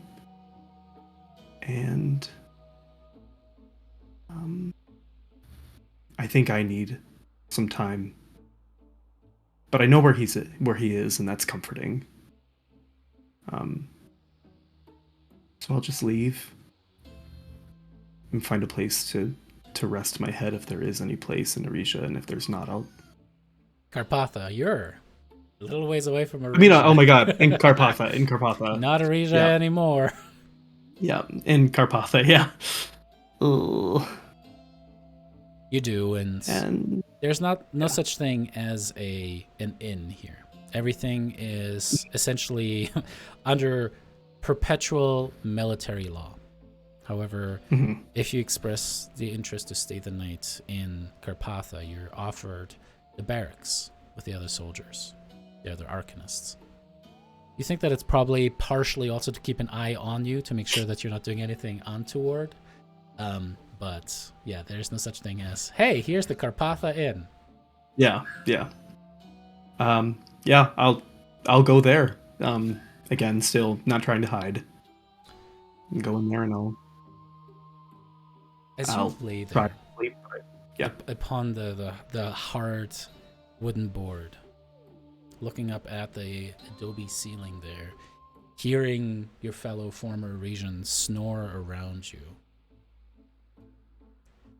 The events of today kind of swirling through your head, from the thinly veiled threat of Estrella, the conversation that you had with Sai, and then finally seeing one of your sons in the flesh alive.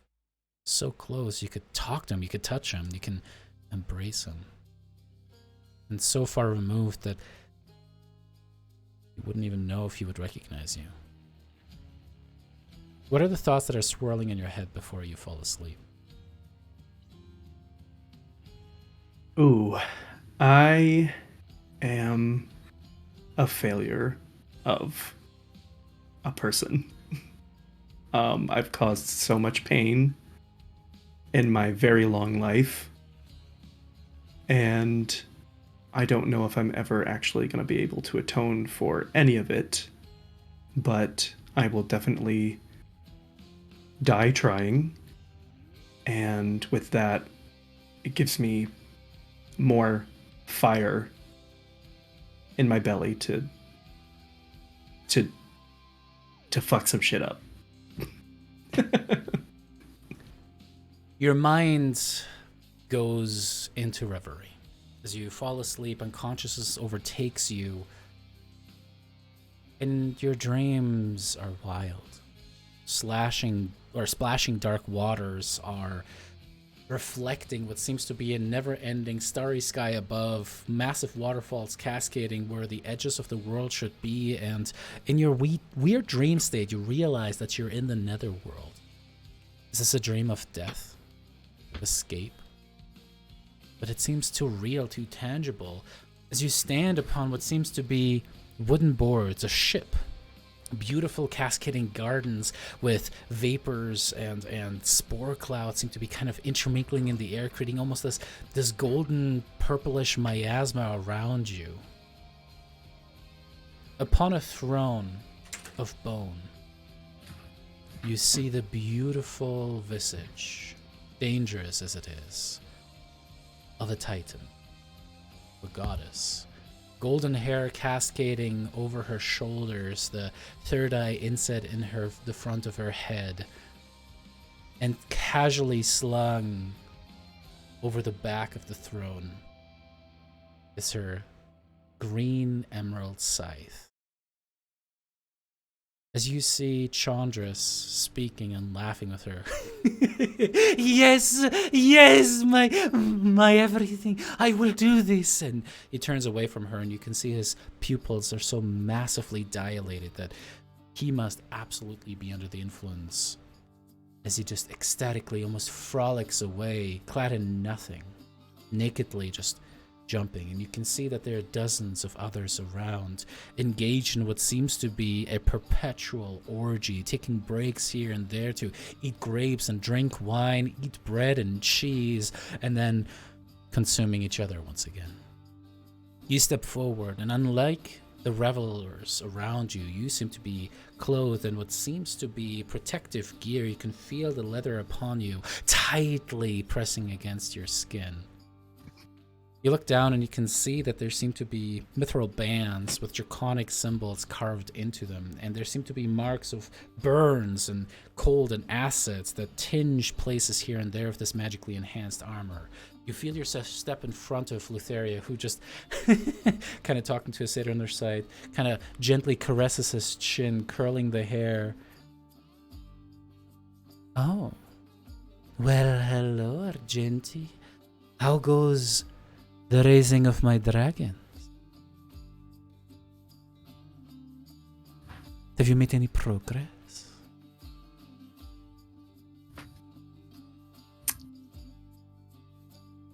They are taking their education quite well, my Good. lady. You are such a phenomenal educator. I must give you credit, though they seem to still carry the strong will of theirs. I don't particularly like this. You have been with us now for, 200 years? Yes. Yes, I have. And your results have been limited at best. It seems that they're still resisting breeding. I want an army, Argenti. How else are we going to keep Thylea safe?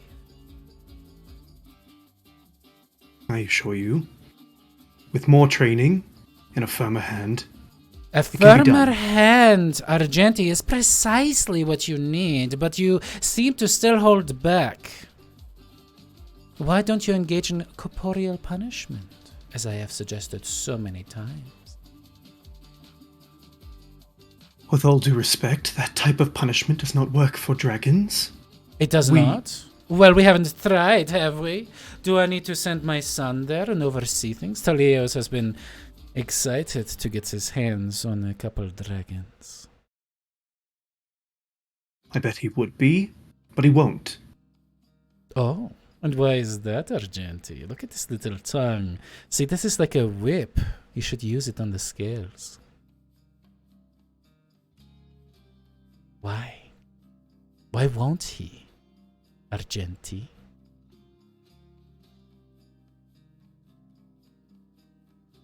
I don't know. That is correct. You don't know. Engage with the dragons, as I have said, or we are going to take things into our own hands, more capable than your own. Oh, sweet Argenti, don't look so mad at me. You know you can't stay mad at me. No, seriously.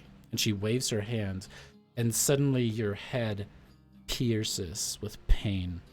You fall to your knees. It's just like... You feel the blood kind of starting to drip from your nose and blink away the pain as you suddenly seem to wake up out of a haze. You're upon one of the many isles that are spread throughout the Nether Sea, and there you see a dragon youngling, a wormling, kind of coiled up like a dog, massive gashes across its very thin and supple scales. As it's like looks at you, you see the big silvery eye kind of at you. You see the tears streaming down its face, and in your hand you hold the whip. Blood is dripping off of it onto the floor below you, and the memory of whipping this dragon into submission floods into your mind.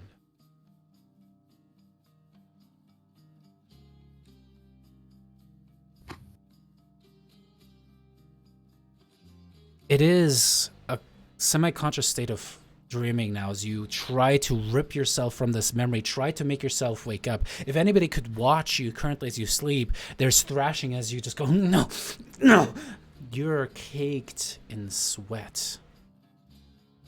Then suddenly, your body goes extremely cool as you hear a voice in your head. Current. Oh, but Argenti, that was just the beginning. The things we did together, my love, they were magnificent. Don't you want to do this again? You want to feel the power of the fire in your hands. But you forget that you were the fire, Argenti. The female, sweet, poisonous voice is ringing in your head. And I need you to make me a wisdom saving throw, Argenti. What? Okay. 14. Be great again, Argenti. Don't forget what you truly are. And with that, you wake up in the barracks. The sheet that you were given clings to your bare skin as you see the dozens of soldiers around you sleeping soundly. However, on the edge of the room, you can see that there's a wizard who's just been kind of like keeping himself awake, kind of watching you. Are you okay? Seemed like you had a bad nightmare. I'm fine. Mm. Thanks for checking on me. Mm-hmm. Turn back over. And weep. Soft sobs carry us out of the scene. Oh my god, emotional damage. Just David's living his best life right now. Loving it. Oh god. Brissa, speaking of, you take off the black armor and set it to the side as you look upon the basin filled with water. And suddenly, drops of water cause ripples to kind of throw your reflection out of whack, and you realize that tears are just streaming down your cheeks and into the bowl of water. As you angrily wipe them away, take the water, splash it. You take one of your ceremonial robes, sling him over yourself as you walk back down the hallways of the palace, and one of your centurions approaches you. Queen Brisa, you have a guest. Where have you been? I'm sorry, I've been looking for you everywhere. Hey, I'm sorry, I shouldn't ask. I apologize. And he kind of drops to a knee and kind of bows. Daphne is here from Historia. She says she has a gift for you. Oh, thank you. Where is she? Oh, she is in your quarters with your daughter. Oh, okay. Thank you. I need to do some training later. If you could meet me in the courtyard, I need to blow off some steam. Of course. Are you going to have another episode? And the memory of the other brutalized guard is very clearly flashing across his face. She'll just put her hand on her shoulder and be like, I'm not going to lie to you. Yes. Then she'll walk away. And you just leave him kind of like cringing. You walk in, and it's a beautiful marble floored place here. There's a kind of like open to the sky itself, though you know it's really just an illusion of like a little inner courtyard. There are beautiful flowers and plants growing that are really fed with like daylight spells essentially shining down upon it during the day, and a beautiful, just massive fountain in the center of it where you can see dragon heads pouring water out of it. And there's King Acastus in a toga just kind of watching a scene as Daphne. You're holding this little 1-year-old bundle of chunky legs and arms, big old chunky cheeks, the brilliant eyes that are of the same color as Brissa's. And she's like, as Brissa starts to walk in there,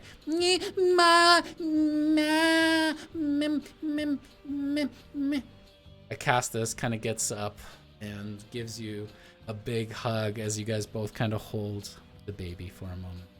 Daphne, you see the family, the three, an unlikely couple of happiness. They're standing.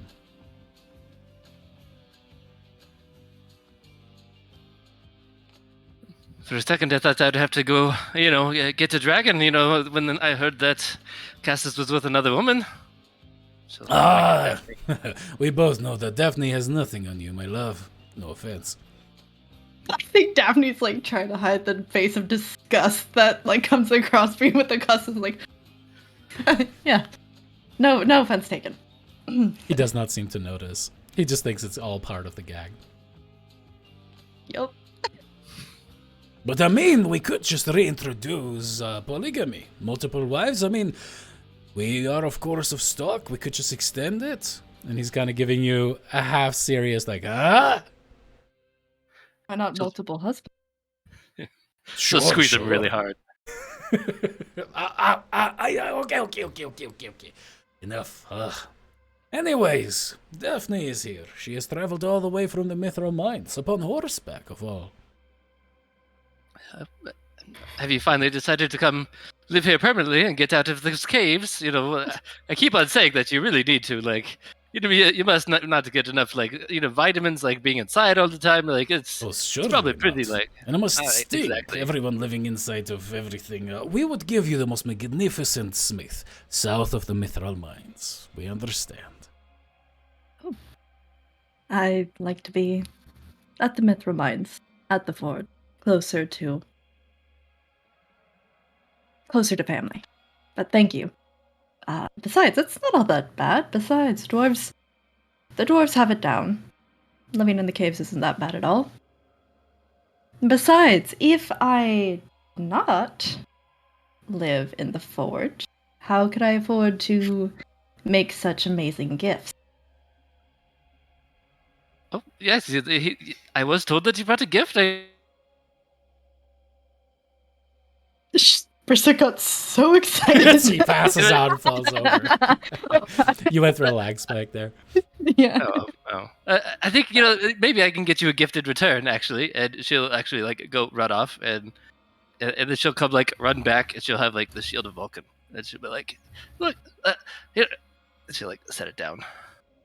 Oh, but love, this is a magnificent artifact.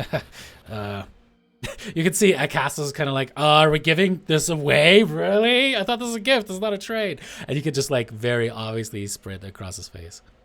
It's okay. It's not yours. I mean, it is kind of ours, marital property. It's fine. Just pat him on the head. Oh, stop it. Thanks, I like, take that Daphne's belt credit away from you tears. one of these days. She'll like hand it over to Daphne and be like, I don't really use it too much anymore. Anyways, like, it's just been sitting on a wall, ready, kind of like staring at me. And so, I think it, maybe, I do see you using a shield, so I think maybe you could get better use out of it. And it, was Vulcan's. Yeah, if you're not gonna use it anymore, I'll take it.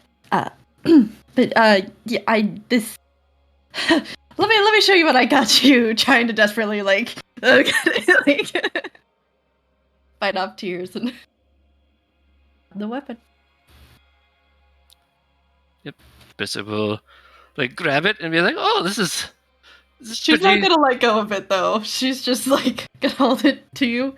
Oh, You need to be careful with this. why?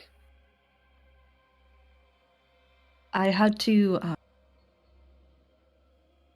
Well, metal. I feel like sometimes has a mind of its own. This one actually did, though. Like it was living, like a living metal. Not exactly. Just I forged it into something better, something useful, something that won't serve evil. Kind of gives you a pointed look. Looks back over at anything that's side-on related in here. There's a few banners and everything, but Yeah. this is a safe place. You don't have to mince your words here. We are protected by the bubble. We are protected by the bubble, right, David? Like, we know they can't spy on us. Just making sure. Yeah.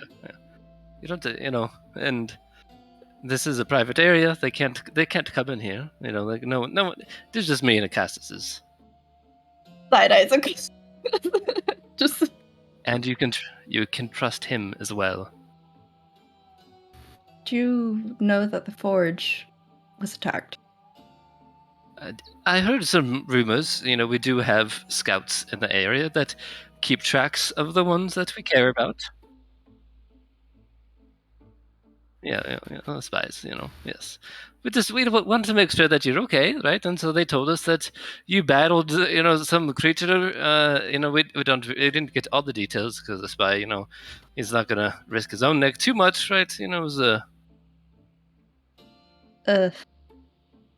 yeah. Something about passing. I don't know what's really. Yeah. Swear to God.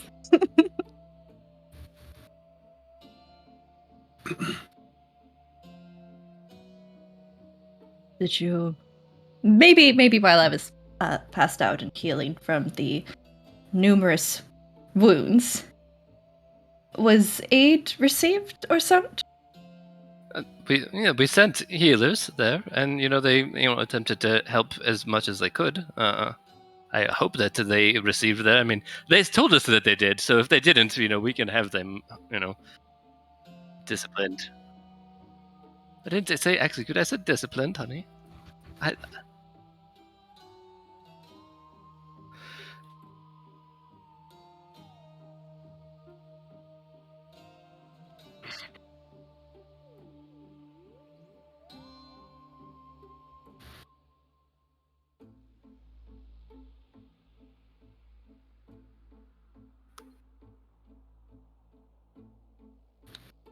First of all,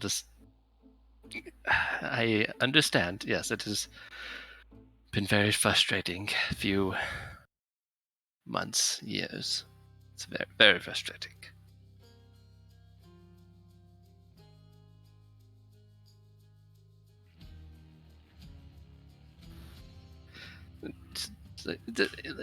Give her scritches. I don't know what to do. Adorable. Yeah. Yes, a dog. It's the same thing. You scritch it, you rub its belly, and it works. Oh my God. I just thought I would. Well, since you know then what I fought, that comes from part of its blade. So, I did what I could with it. Fought it into submission. Hopefully it'll serve a good purpose, but looks kind of back at Acastus and some of the implications from just before. Just, if you do sense anything, let me know. Be careful.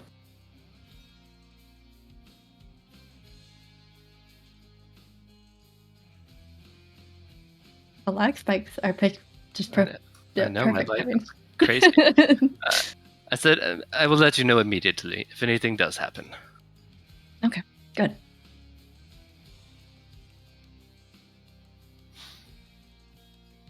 So, are you going to stay in the city for a few days? Or... I thought about it. Maybe see my aunt if she's around and... kind of looks towards you, Brissa. You heard of someone before? I mean, I haven't. After that day, I mean, she's kind of gone into hiding. I haven't really heard from her since. No. Maybe you want to speak to your other little friend, Yanni. If anyone knows where she is hiding, probably him. Perhaps I'll do that. Huh. I think it's generally safer that I don't, communicate with her in case. Well, and we know our quarters are safe, right? If someone else communicates, and sees, then it could be an issue. So. Of course. No, but I understand. I figured she wasn't here, just... Yeah, no, she's in the closet, right? If you want to go, you can go yes. in there. Amazing, yes. If there's one god out of the five who was not in the closet, it was Kyra. Aggressively pansexual.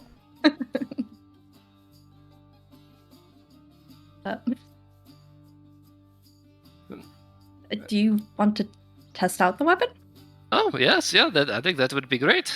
She'll grab it, and then she'll just like turn around and swing it at like the closest pillar. You touch it, and you can already feel the strength of the thing as you kind of like swing down. There's lightning and fire that seems to be contained as you strike into the stone, and it sinks 6 inches into the marble as it finally stops, and you pull it back out.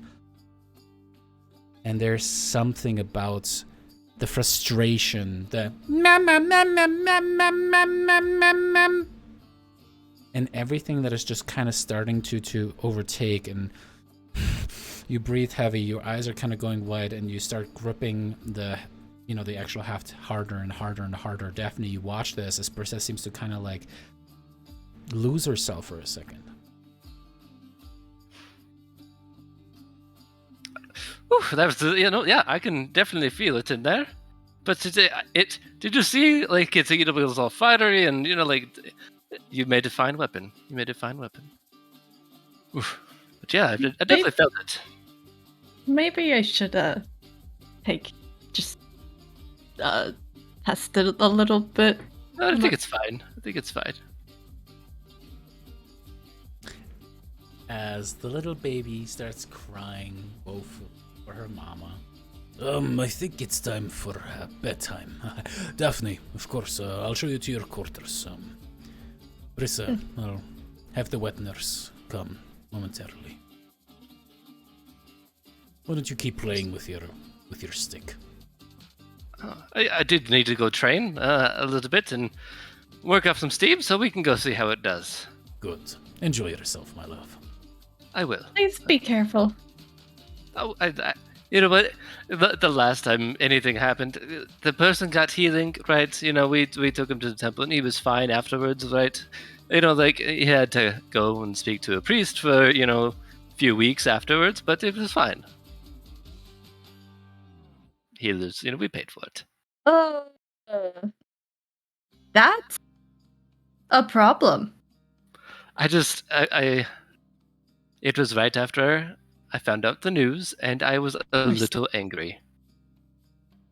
Are you feeling a little angry right now?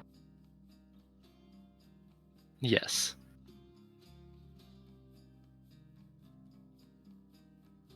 Do you want to spar with me? Yes. Would you like to? I think I could handle it better than any of your soldiers. No offense. What, nurse? Well, I mean, we have pretty good soldiers, they don't, put them down too much, but yeah, I mean, that is fair. Yes, you definitely outclass them. Oh. But they would be, sad that they don't have to go to, or be happy that they don't have to go to the infirmary today. Let's say happy. Yeah. Yes, And yes. let's... But think about the valuable lessons they could have learned fighting. Is it fighting or slaughter? I think with that comment, Brissa just look down at the ground and be like, "All right, well, let's just get on with it, shall we?" All right. With that, you walk down the hallways and into the large open-air fighting pit. It is, of course, large enough that dragons can practice in there as well. You see the training dummies, and it's a massive pit of beautiful white sand. As your feet kind of sink into it, you guys kind of stand opposing each other. We're going to turn this into a skill challenge. I would say that whoever gets to 3 successes first, these are going to be post checks, is going to win this little sparring thing. You can replace one of these skill checks with a weapon attack of your choice. And I will have both of you guys roll me just a straight dex check. Or if your initiative bonus is higher, initiative. Oh, it's perfectly even. So both of you guys just roll a d20. Whoever has the higher 20 wins. Ooh, we started with a net 19. Oh, man. No. All right. Brissa with a 22. Daphne with a 17. You guys kind of stand across from each other. Daphne, you brought your armor because you had to ride upon horseback to even get here in the first place. As you kind of ready yourself, I'm guessing. What weaponry do you have equipped right now as Brissa starts to dash towards you? Ooh. I think Daphne does have the hammer in this case, simply because she is taking every precaution she can, dealing with this weapon already, at least in some aspect, and then everything that Brissa's got going on. Nah. Therapy? Brissa, as you start Definitely rushing needs forward, that. you have the glaive in hand as you kind of go. It's almost like exhilarated by the prospect of being able to taste Daphne's blood. As you start to rush forward, what kind of a skill would you like to? So whoever's the attacker gets to choose first, and the defender gets to choose another skill to try to match that. Or counteract. Probably like an athletics to kind of like just like brute force and like shove her down. Yeah. All right, Daphne. As Brissa enhance, you can see the 6 fingers on each hand, the Janken belt clearly giving her massive strength. She's juicing. She definitely is a Russian Olympian. What can you do? She kind of starts rushing towards you. How do you want to try to resist this athletics attack upon you? We're gonna go acrobatics for now. Alrighty. Yeah. As you try to turn her aside with a clever move that you've learned in gymnastics, trying to use your gladiator skills to kind of turn her aside. All right, Brissa, go to give me that athletics check, and Daphne, go to give me that acrobatics check. Brissa, what's your total? Oh, that's actually. Oh, Brissa, what did you 7. get? I got a 7, but for 19 because they're plus 12. Absurd. Daphne, what did you get with your acrobatics skill? Yeah, rolled the 19, so total 27 there. Whoo-wee! Alrighty, Brissa, you've just grown so confident. Having not really battled anyone that is truly on the same pseudo-demigod status as you, but you're fighting a literal demigod now. As you kind of go forward, Daphne deftly kind of takes your chin, kind of makes you over leverage. As your entire momentum is going forward, she just steps to the side, taking your face, slamming it into the ground. As you find yourself suddenly sliding some 6 feet forward, Daphne, you see that Daphne's now on her belly, prone, trying to get back up out of the sand itself. That is 1 success for Daphne. And Daphne, it is your turn. How do you want to try to make the best of the situation? What skill or again, one of these you can replace with a weapon roll if you want. I think Daphne does not want to obviously hurt her friend / the literal queen. But she knows that Brissa needs to lay off some steam. So I think she's gonna make a performance roll and just try to tire her out. All right, that is smart. All right, Brissa. How would you like to, as you suddenly have Daphne kind of like dancing around, trying to draw you out, trying to get you, like you have the range on her, the reach really for sure, but she's kind of dancing around you, trying to like stay outside of that attack area and kind of sometimes move in, and you have to kind of like jump back. What skill do you want to use to kind of like finally pin her down? I think Brissa is just going to kind of roar, but also at the same time, like it will be her channel divinity, like dragon roar, to like see if she can make her like frightened, like. In that case, go ahead and give me an intimidation check. We'll turn that into a skill check. So, Daphne, you go first with your performance, and then Brissa, you follow that up with your intimidation. Yeah. I don't think I'm gonna be able to beat that unless I have something really good here. Natural one. Natural one. I'm so sorry. Daphne, what did you get?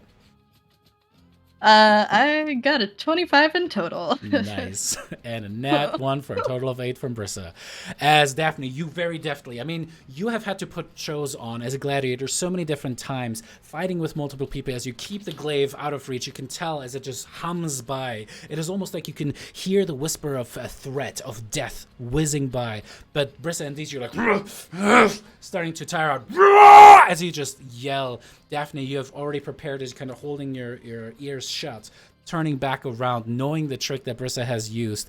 Brissa, you're just sweating as you're just feeling the pressure of everything, of the deaths that you've caused, the responsibility that you owe to Mitros, your son being in the hands of Sidon, you having been bested, and Daphne is just currently winning. It is your turn again, as Daphne has the upper hand. You're on the back foot. Brissa, what do you do? I think she's just gonna like take a wind up and a swing and just like turn around and just like swing like full force into her. Ooh, as Brissa loses her composure. Go to make me a weapon attack, Brissa. Daphne, what skill would you like to use and or weapon attack to try to turn this aside? I know she isn't attuned to the shield yet, but can she still use it to like try to knock the attack? Kind of like I'm thinking like a shield bash, basically, but I think that's you. Yeah, how could we do a shield? Yeah, bash? sorry. Let me look. Sorry. It's gonna look real bad if she brings the hammer down on her friend. I mean, in that case, I'm gonna call that an athletics check. Okay. Oh god, the ones. We have Brissa. What was your 2 hit on that attack? It was an 8 for a total of 21. So Ridiculous. Daphne, what did you get with your Love it. athletics check? Rolled an 18 for a total of 19. 30-19. As you go rush forward, trying to knock Brissa out, she just takes a weapon and holds nothing back. It is really just the magical artifact. I mean, the magic of Vulcan coursing through this metal that keeps it from actually being destroyed. But you can see the sparks kind of fly up in there as it goes by over the shield towards your head, and you just last second kind of move to the side, but you can feel it piercing your cheek, shattering the left cheekbone as the blood seems to immediately seep into the weapon itself. As you kind of stagger back, the blood is kind of coming down. Brissa, there is a satisfaction and an unholy just desire to inflict more damage as that happens. Brissa's got one. That was your one weapon use. Daphne, as you kind of wipe the blood away, you can feel as the cheekbone kind of is shattered inside of your cheek there. What do you do? Is there a noticeable change on Brissa when this happens? Yes. You can tell that she seems to almost have like this deranged smile on her face in that moment. Where Daphne's gonna use intimidation then, and just yell at Brissa to snap the hell out of it. All right. You're Brissa, stronger than this. as you hear, "You're stronger than this!" It's kind of like a muffled, kind of like hearing it through a haze. The weapon seems to encourage you to take more blood, to take a life, to dominate. What do you do, Brissa? Ooh, I think Brissa will do a little, kind of like a quirk, maybe to throw Daphne like off her, be like, stronger than Vulcan and Petor,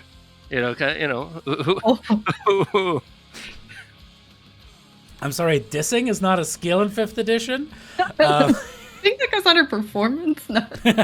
I'll give it an intimidation check. That's solid for intimidation. Damn.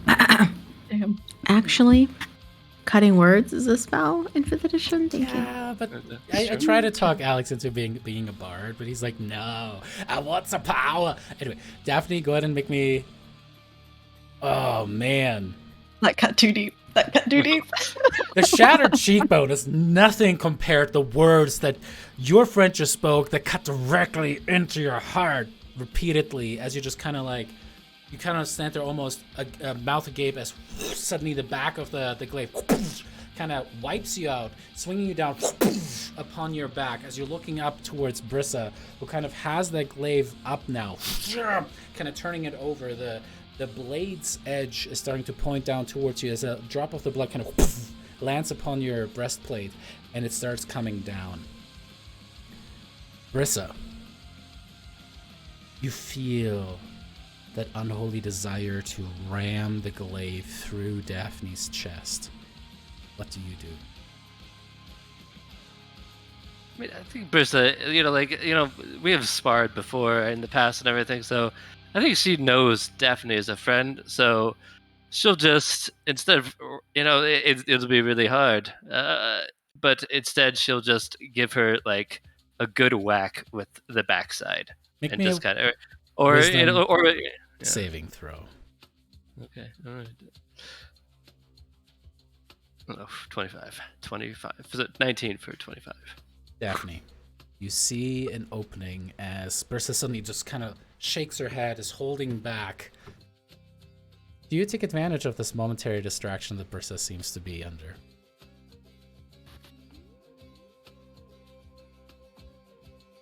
Do it. There's a part of her that wants to let Brissa have this win and recognizes that might be good for her. But she had to bring her daddy issues into this. So, The attack that's was super gonna effective. Be, yeah, that's gonna be. I think in acrobatics, she's gonna try to like take advantage and just sweep her legs under her. All right, go for it. Dirty 20. As you see that coming, having been distracted, but being the bigger person here, after the roll, I'll give you DM inspiration for being able to hold back there. But Brissa, you're going to roll with disadvantage for this roll. As you try to, you suddenly see the legs kind of kicking back up. She does like almost like one of those monk like forward things and tries to like kick you in the chin at the same time to kind of get you off balance. You're a badass gladiator. I don't know what to tell you. Brissa, do you just let her kind of like kick you, or do you try to dodge out of the way or do something with that? Brissa is like, you know what? She wants to like me to land on her. I will land on her and just like body slam the shit out of her. All right, go and give me that athletics check. With disadvantage, that you said, right? Mm-hmm. Oh, that was not disadvantage. I don't know. I held control. Roll 1d20. Alright, three for a total of 17. 15, actually. My God, 15. that is amazing, 15. though. As you're just like, you see her starting to kick up, you're like, "Roar!" And you try to like almost stomp down Daphne. You take the like, kind of pulling it forward. Brissa almost goes into the splits as at the same time you take your left leg, kicking it up, kicking her in the chin itself, and she falls backwards as the glaive kind of goes sliding across the sand. And Brissa, you kind of fall back as you land upon your back there. And you feel the pain of that extremely powerful kick to your chin. Suddenly, the tears start to flow on the sides. And you seem to not even be able to help yourself. This is not even about the pain of the kick. This is not about losing this fight. But this is one of those moments where a catalyst occurs. Where something finally opens up the floodgates and you can't help yourself. This is one of those situations where you're out of control. You want to put on the brave face, the strong face. You want to be the unbeatable queen of Mitros. But defeat sinks so deep into your heart that you just begin to uncontrollably sob. Daphne, as you kind of drop down to a knee, feeling the cheek starting to swell up. You see your friend, the queen of Mitros, mother to two beautiful children, sobbing in the sand. What do you do? Is there anybody watching? Acastus, who kind of like is taking the glaive and like hands it over to one of the centurions to like put it away for now. Daphne's gonna like offer up an arm, like a hand for Brissa, and like pull her back up, but just like in a big hug. And it's just like, still your tears, just for now. Can't let the people see you cry. We can go grab a drink or something, okay? Yes, she will just be like, you do not know what I have done. I do not deserve any kindness. I can tell you there's a lot of people, I'm sure, that feel that way. About all of us. But I'm here. I appreciate that. Thank you.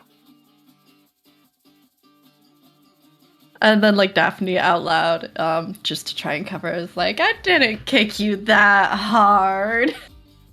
Just kind of like that's totally what's happening. I think you just got one of those nerves. You know, it's that, what you get hit in those one spot, and it just really you either laugh or you cry, right? It just really it hit one of those spots. I don't really, I don't know what happens there. You still look fine. The Centaurians absolutely pretend yes, that is exactly what's going on. Acastus kind of lets you guys go. He tries to insist on coming with you to get drinks, but you kind of wave him off. And Brissa, you've learned that one of your tricks is you can just unattune to the belt temporarily, which makes your actual physique shrink down. So many people in Mitros have become so used to seeing the queen as this imposing, hulking figure that when you unattune to the belt, it's almost like you have a second form to yourself. If you want to do that. Yeah. You guys walk through the streets, and Brissa and Daphne, you two walk and ultimately find yourself on Stygian Row. And inevitably, as there are people laughing and drinking and frolicking, you come upon the Siren's Roost, the familiar house of frolic and debauchery, run by Ambrosia, the Siren and Madame of the brothel. As you see the place, you see that in front of it, there are a couple of drunk people kind of passed out to the side. It seems like a bouncer has kind of kicked them out. And you see what seems to be a begging person just kind of having a little wooden bowl, kind of shaking what sound like 2 little copper pieces inside of it. Brissa will give her 10 gold. She pulls out. Kind of put your coin purse away, and you hear a familiar, radiant female voice go, "Oh, come on, you know that you have more than that." And so you suddenly see a little smile peek through as the hood comes back and you see Kyra. Don't be so stingy. Well, that I was fortuitous timing. Your niece wanted to actually speak with you, but and you are true that but if I have to share it all around, I won't try to at least. I see. Hello, love. She goes up and just gives you a big hug, Daphne. Oh yeah, returning it. You look so little. What happened to you? Kind of squeezes your shoulder, so you're like, ow, ah. And it is easier to get around, right? If I'm myself, right, then people just, they just flock, and it's really hard to get a drink when people recognize you. That is true.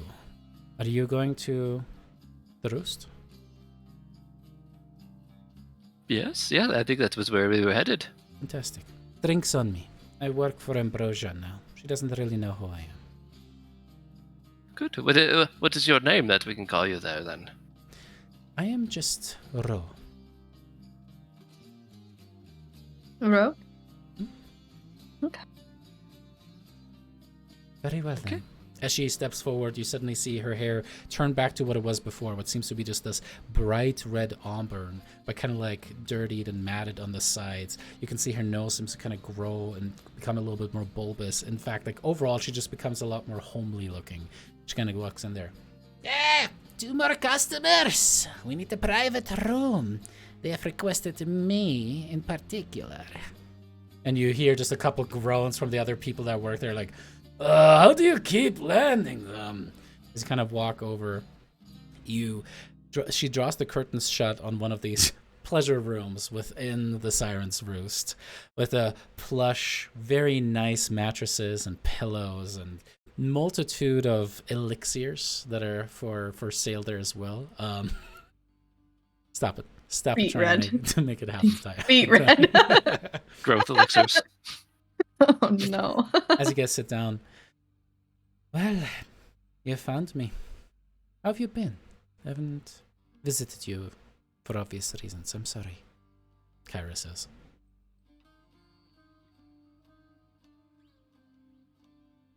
And keeping with the forge. The thing that attacked the forge originally came back. Dealt with it. Dealing. Oh, right. Looks back at Brissa. There's a new cult going on. Having to deal with that. What? Oh. What do Cult you of mean? what? I mean, I heard Cult of there's the the Many cult Hands. of the. Sorry, you go. Yeah. What? Cult of the We're finding what? a lot of people. We're finding a lot of people sacrificed with next to imagery of many hands. I think they're called themselves like the Black Hands or something to that matter. Oh, Even the centaurs are dealing with it. well, that They're is not good. safe. Yeah. So that's been fun. Well, you need to look into that, and you too. She looks at you, Brissa. Yes, yeah. I mean, it hasn't breached our walls that I've heard of, but I think we can definitely send out some feelers out there. Interesting that your spies didn't feel like mentioning that. I mean, maybe they didn't come across it, or that is true. I should have them brought in for questioning. Good Don't. idea. You are.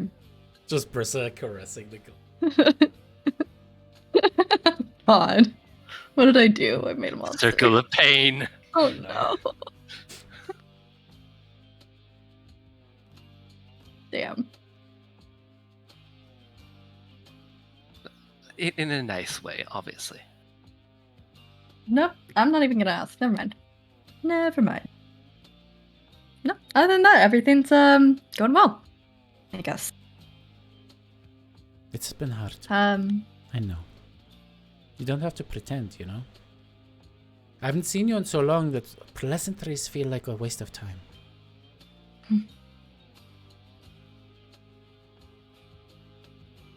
It's making do. We're making do. It's like that forced smile. Just nope. We are not gonna. These floodgates. They are closed.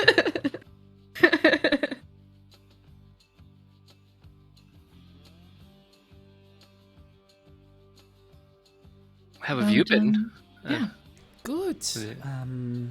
Mostly just laying low, hearing what has been happening. Sounds like Argenti and Aesop have been busy.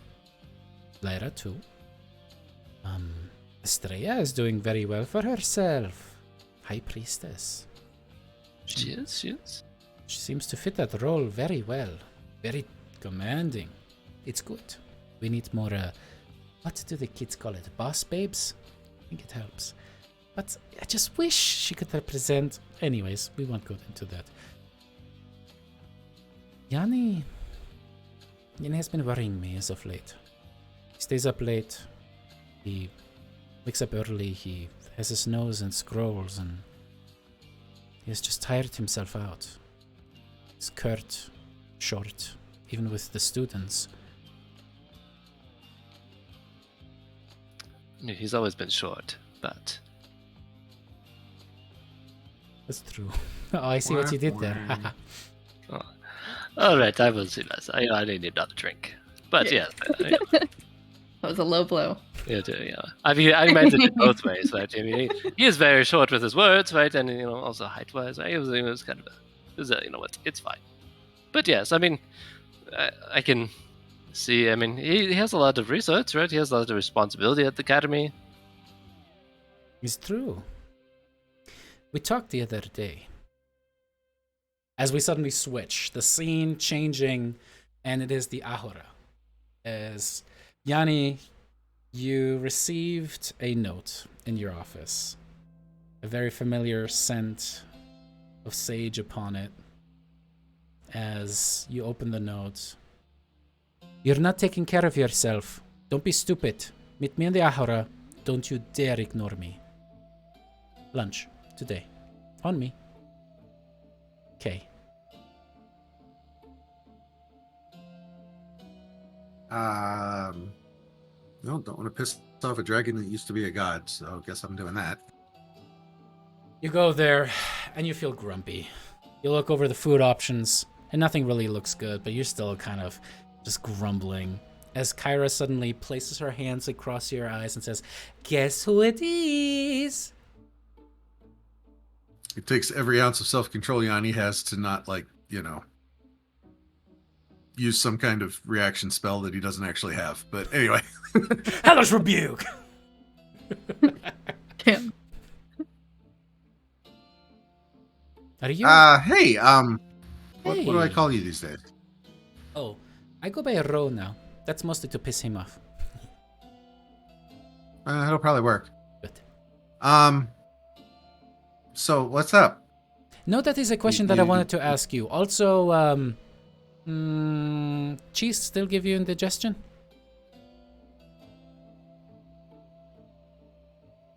No. Okay, good. Wait, who was I thinking for that? It must be Lyra. Yeah, the seed is usually the safe choice for her. Okay, yes, we need that bread, and we need all the cheese from that. Yes, a whole board of it. Yes, and could you please put all of all of that ham. Yes, everything on there. And she pretty much just orders this massive charcuterie board that is carried over to one of the tables on the open Ahura as people are walking by and chattering. She kind of sits down and just immediately starts just like stuffing her face. So, you seem like you're having a hard time, and I just wanted to make sure that you're okay.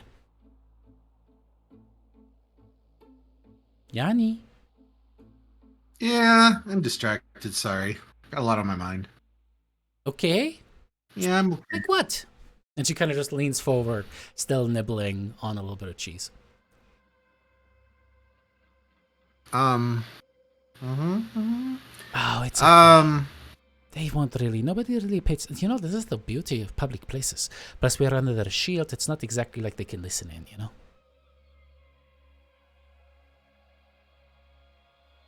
I've been trying to research ways to bring some balance back Okay. at the highest level, if you get my meaning. Yes, but the other piece is over. That's it. Mm-hmm. Is this to do with the And open flame?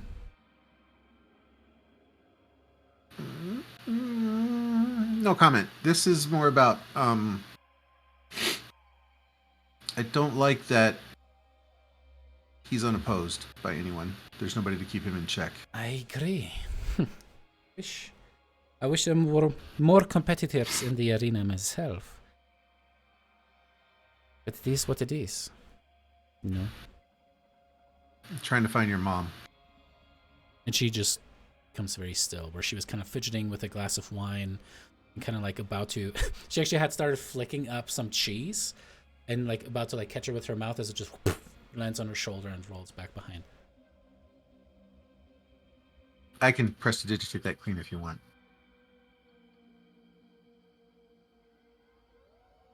My...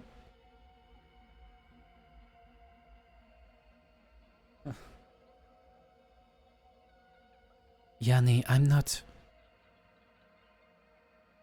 never really cared about studying magic. It just came natural to me. You have natural talent, what can you do? But I don't think that's possible. Valos tried. We were not able to reach beyond.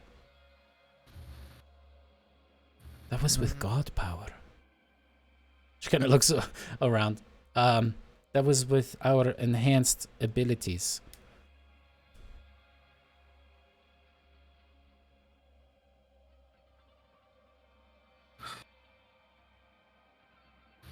you never know what I might be able to find. It's I'm optimistic. I wondering like if there's that. That's good. I mean, that's just one of the tracks I'm following, but Okay. I feel like if we could find a way to get her back here, she would still want to oppose him, right? Most likely. I mean, yes, for what he has done. I'm sure she would. But we have to look at the facts before us. She is not here. She has not appeared. I won't lie to you. I was hoping that by now she would have.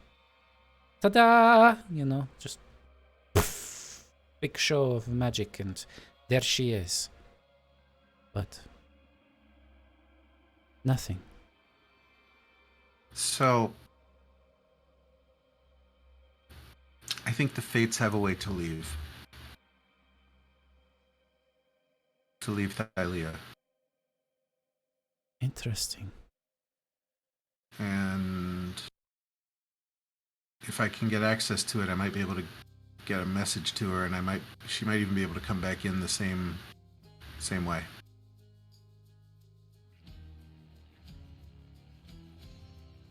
That can change everything.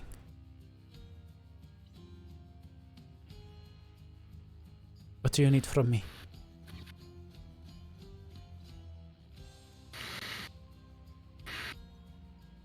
I don't know. I mean, is there anything, and maybe this is a better conversation for behind closed doors, but what if she's resistant? Is there anything I can specifically use to try and convince her? That sounds like... I mean... I'm more worried that if she's not here already, that perhaps something is keeping her back. Maybe this will not be a question of convincing her, but freeing her? I can't discount that. Granted, and I've kind of thought that could be an issue, but at the same time, it seems like the Fates are keeping this exit of theirs under wraps. Indeed. Like, we only know about it by pure chance. And what if she just doesn't know? What if she doesn't know that's a way she can come back? Maybe. Indeed. Very well.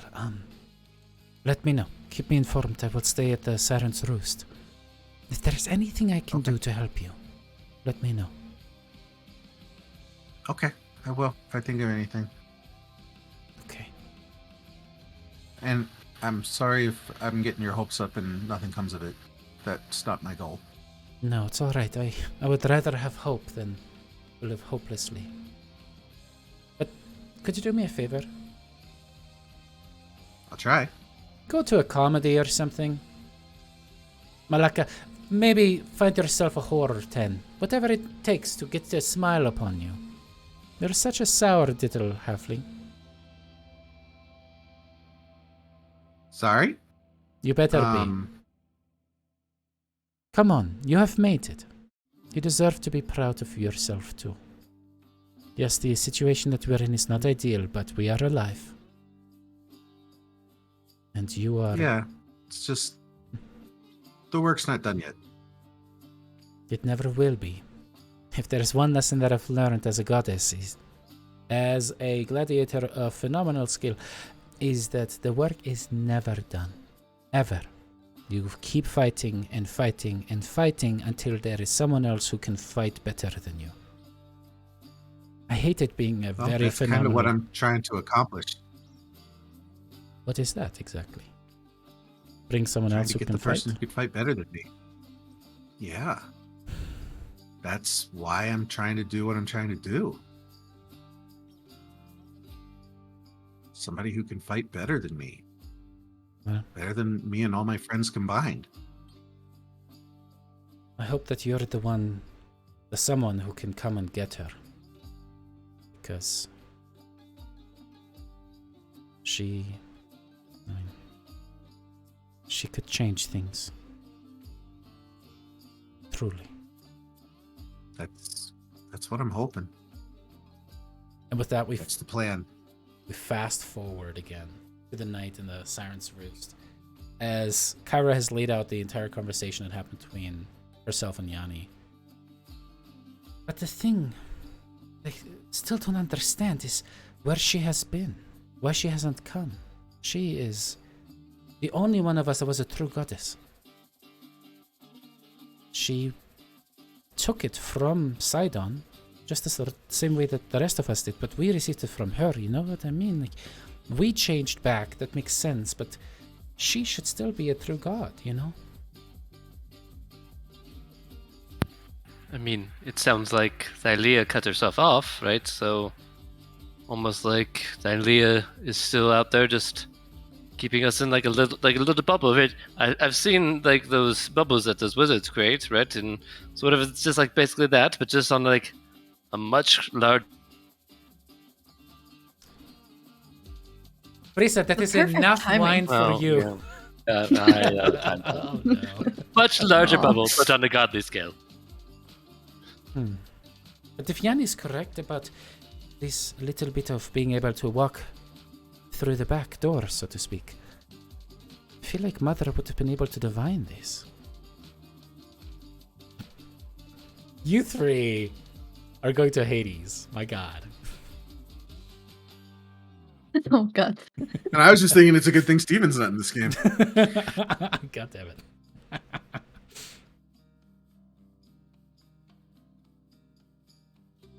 I mean, that is true, but I mean, maybe she's, busy, being a god, like, I don't, I'm not a god, so I don't really know what gods do, right? But, she's just doing a bunch of other things, like, more children, doing whatever.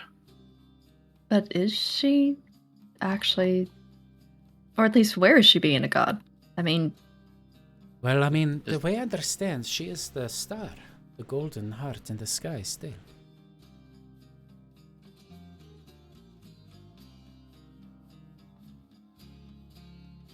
why are we so convinced that she still has her power? I don't like saying that. What do you mean?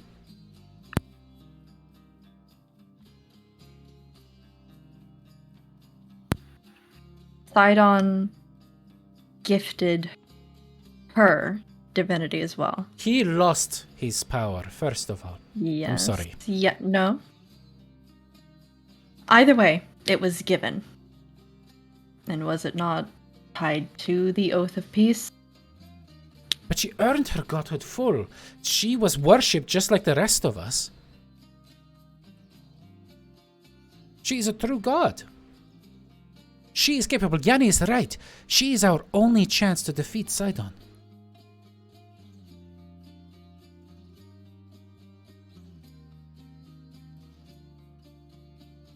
Maybe it's the doom and gloom. And losing a lot of true gods. Very pointedly, like. I just worry. Perhaps she also lost her godhood, which should make it all the more important that we find her. Definitely, if she lost her godhood, she was mortally wounded during the game with Sidon. She would be. Well, what if she healed herself? What if she, in all this time of being a god, she couldn't just... Maybe. Yes, of course she would have done this. But does it feel like we're always losing? Whatever we do.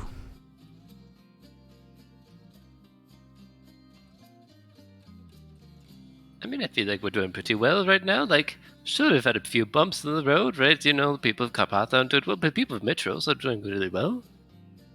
Krista, your kid was taken from you. That is a separate thing, and I am going to stab very many people through the neck to solve that issue.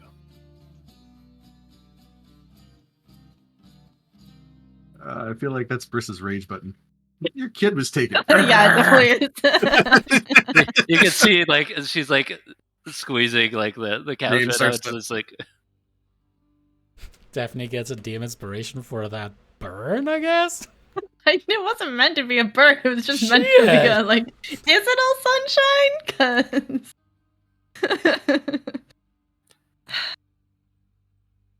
Sorry.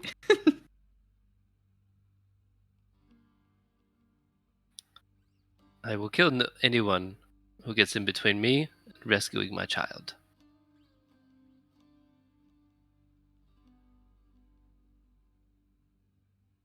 Of course.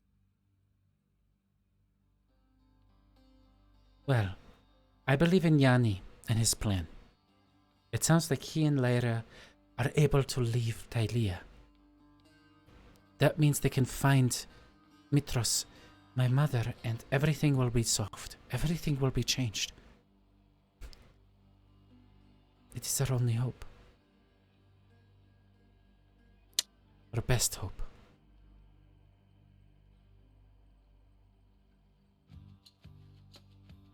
I do think it is a good option, yes. I trust Yanni's research skills, and I think with enough time he will figure out a way, and then he can find the fire, and then we can use it to balance the scales, so to speak. The fire. We still don't know if that is even true. A reality. We do not. I mean, we do know it existed at one point in time, right? We had a vision of it, I mean, a city was sunk over it, right? So, I guess, yes, it could be, broken, I guess, now, but... I'm just saying, what if it is, Minotaur Malaka?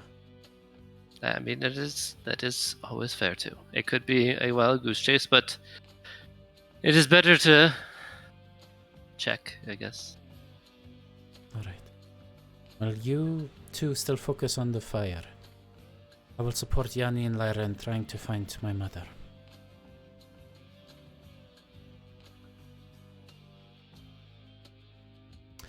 I will do all I can, but I'm not focused on the fire. I'm keeping up appearances. Surely there's something. You have all your spies everywhere. I mean, I am in Sidon's court. I know some of the activities that he conducts. And are we So- not in a bubble? To where Yeah. he supposedly can't hear us? He cannot hear us. No, we are safe. Otherwise, I would have been smited years ago, and my child would have been dead many years ago. Or not years, but, moons ago. Just don't know if it's enough. And I worry that you keeping up appearance so well and being... I fear that you're only furthering him and setting us back further. So I imagine you do your job.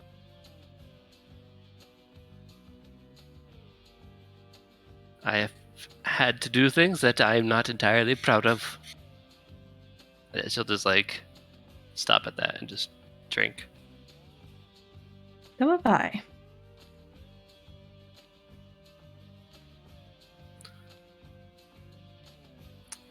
Well, see, then you understand. Sometimes you have to do what is best to solve the situation.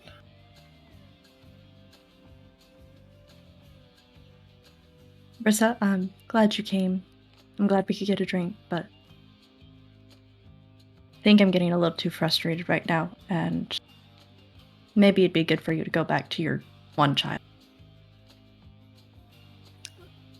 I will take those and leave. Please be Grab 'em. careful about that weapon. I promise that I will. Don't use it to help Sidon. I will not. I will only use my normal weapon for that. Good. Thank you.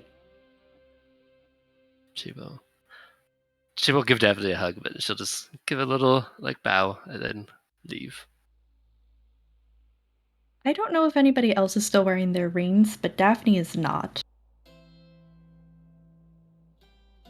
Thylea is, yeah. Yeah, he's wearing his.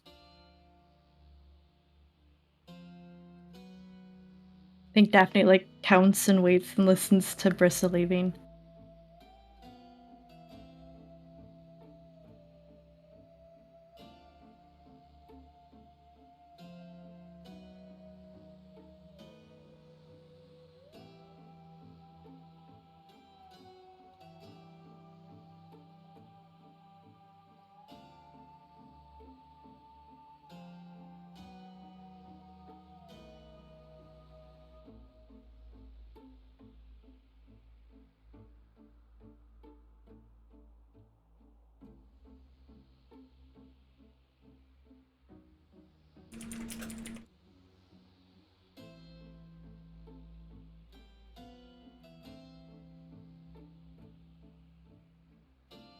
I wish I could say I'll pay more attention to that. Make sure that that's not happening around the forge. I know I've been a little preoccupied with the cult and hiding. That makes sense. I was hiding in orgies and parties, festivities, sacrifices for centuries. Who am I to judge you?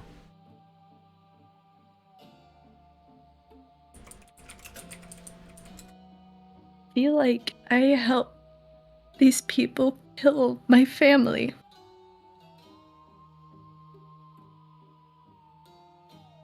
Even Pitor, and I didn't even really know him, but Vulcan's gone, and Yanni keeps saying he got himself in that situation, but he was just trying to help, and you? How many times you've died by their hands?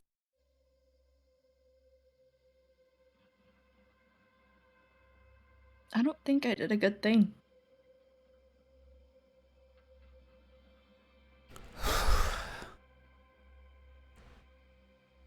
Everything in me tells me that I should tell you that you're wrong and that to see the light of things, but it's very hard for me currently to do the same. I've lost my father. I've lost my siblings.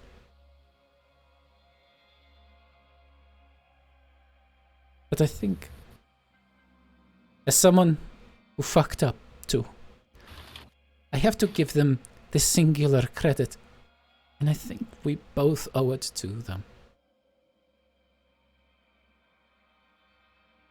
They tried to do their best with the situation that they were given. I hated being a god, Daphne, with every fiber of my being. I hated it. The knowledge that I could do practically anything but was locked inside of a cage, that I had the weight of the future of Thylea upon my shoulders, but I was impotent to actually do anything. Maybe I didn't lose myself in the wine the way that Peter did, but what did I do better than he did? Where did I succeed where he failed?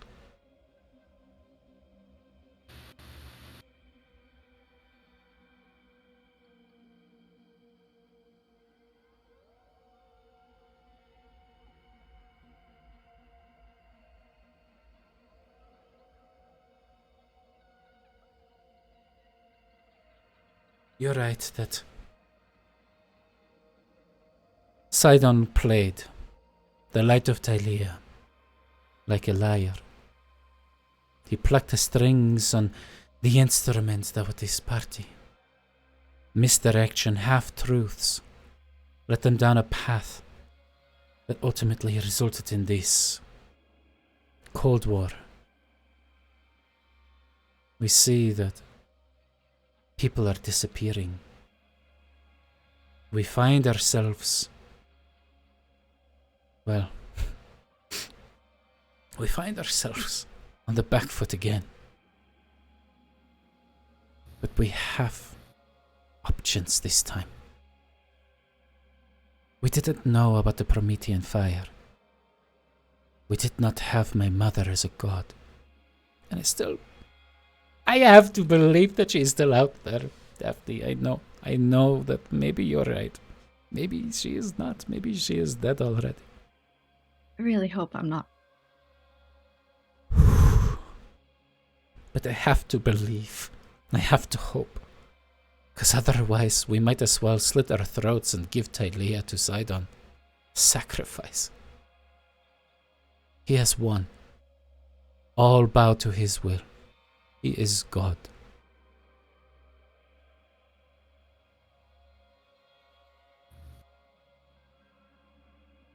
Do you have anything of your mom's?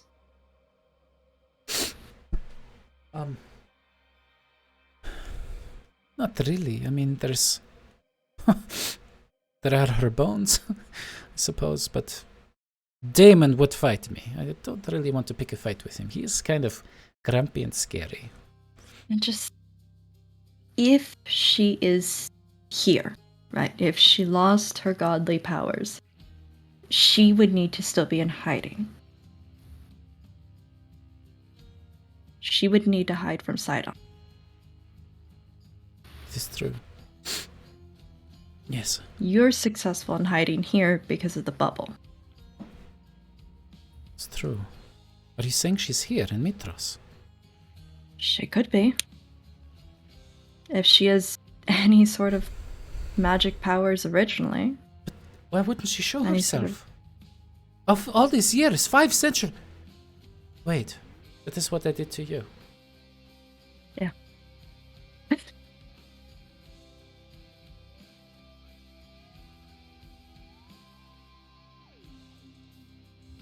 What if she was here this entire time?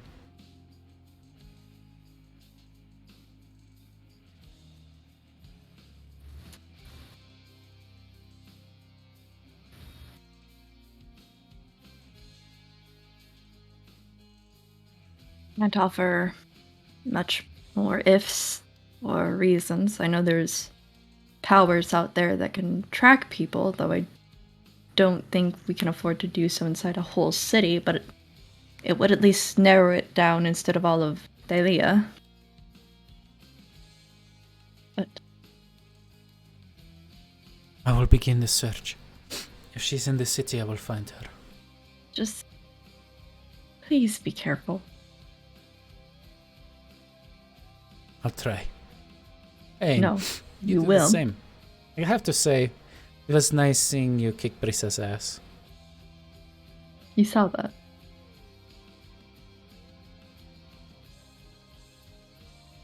It felt good. Listen, I have my little birds throughout the city as well. The second that one of the Light of Thylea sets their foot in Mitros, I should hear about it, and I heard it was you.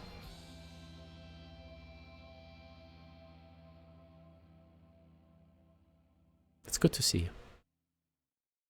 Good to see you.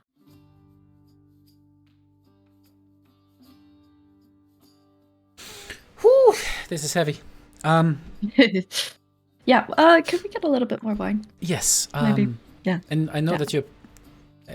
sorry, but Brotus has told me how prudish you are. There are some talented people here. You need to stay away from, of course, your half-brother, but other than that... That completely ruined. I'm just saying, No, throw some steam is a natural. It is good for you. I've learned blowing off steam might not be the best. It might break apart families. Trying to not do what my mother did. Like I So, said, not your half-brother. thank you, though. You're good. All right. No, no. Stop it, Estrella. I don't know. Not The big all deal of us is. can be. It's fine. I feel like Titan Blood fights a little bit of that partial divinity though. Temporary divinity that just happened to stick around. Might not be as strong. Oh my gosh. All right. We changed the scene as more wine is being brought to at least Lyra, but potentially more. Yanni would have mentioned to you his idea of traveling to the beyond and trying to find Mitros, Lyra. Yanni, would you have tried to rope anyone else into that?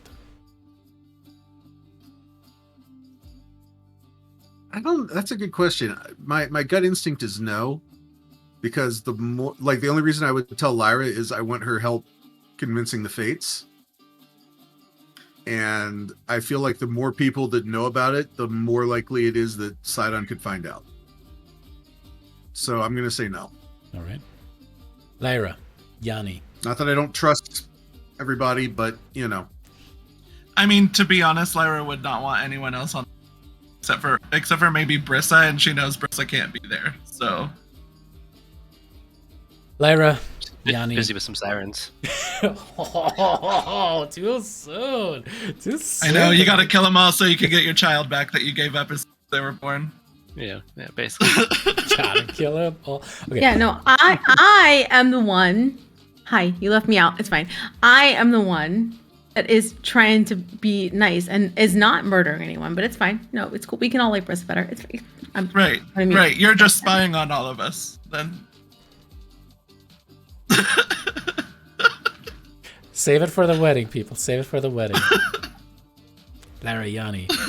As you guys are standing upon the desolate isle that is the Isle of Fates, no real flora growing here, you walk towards the gaping maws that are the cave entrances here.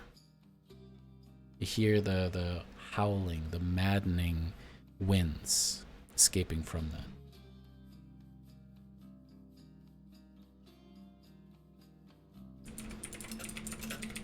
Sorry. I'm getting it. Are we there yet on the side? I'm just answering that. As you step in and step through the halls, a familiar face greets you. Dark. Mom, I'm home. Handsome. She hates that. She hates it so much. Instead, you see curling horns with a disarming smile, a lip ring that kind of extends over the lower lip. Beautiful silvery jewelry that dangles. Your mothers are not home right now. Can I help you? Perhaps. Hi, Pascal. Hi, Lyra. Hey. Oh, hey, Yanni. Almost didn't see you there. That's kind of by design. I tend to blend into the background a little bit. It is the coats. I've noticed on halflings, if there's any rocky background, incredibly difficult to see. True. Very true. We're lucky that way. I've been meaning to ask, just like, and don't take this the wrong way. I don't mean this as an insult. It's purely curiosity. It takes a lot to Does the lip ring ever make you does the lip ring right there ever make you spill water down yourself when you're trying to take a drink? Sometimes. Mm-hmm. Okay, that makes sense. Yeah, you get used Still to worth it. It's incredibly annoying at first against your teeth, maybe the first month or so. Yeah, I bet. You get used to it. It's fine. Anyways, do you know where they went? No. Make me an insight check, Lyra.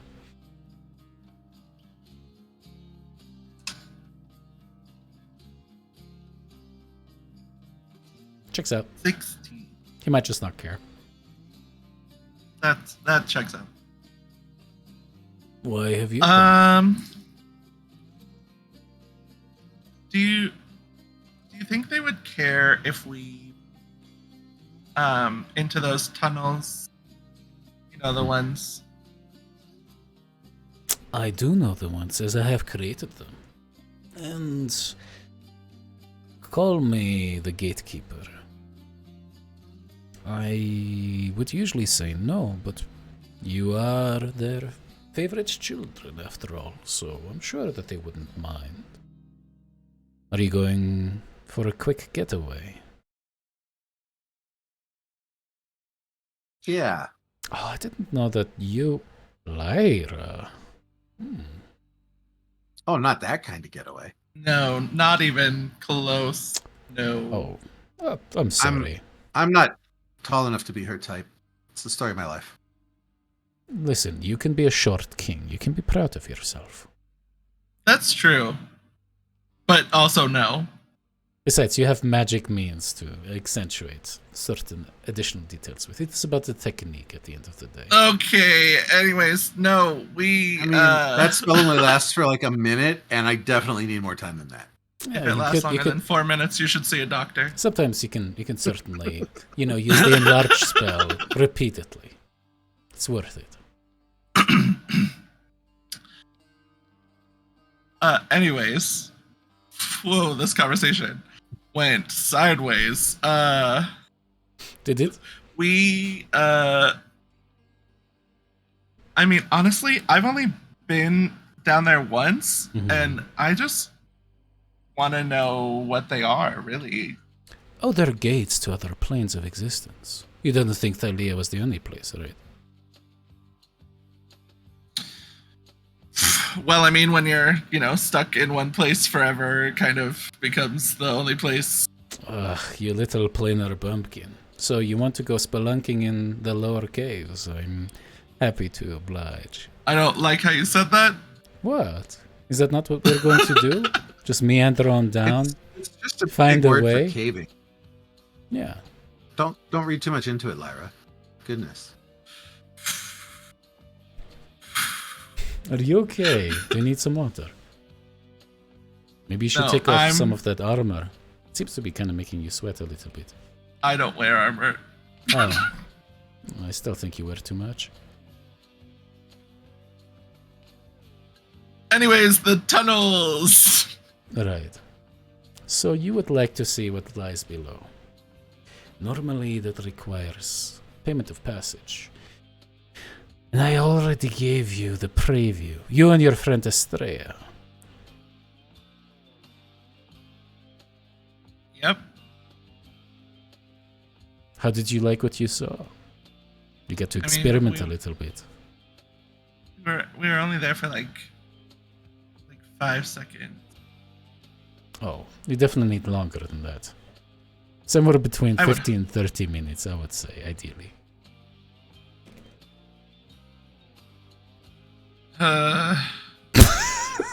Sorry, an exasperated sigh. God damn it, I would let me crack.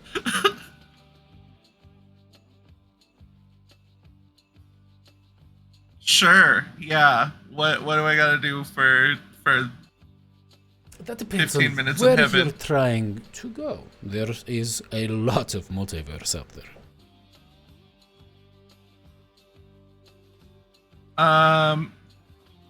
Okay, hypothetical. If you were a god and you ascended out of Thylea, where do you think that would take you? Very specific. I think you have someone in mind, don't you? Nope. Nope. Right. Because that hasn't happened very often, it turns God, out. the last time was what, like 500 years ago? Yes, 503-ish years ago. Well, let's say hypothetically that a mere mortal tricked a god into giving her a share of his spark of divinity. Why, most of them usually travel to the plane that connects all planes. Something called the Astral Sea.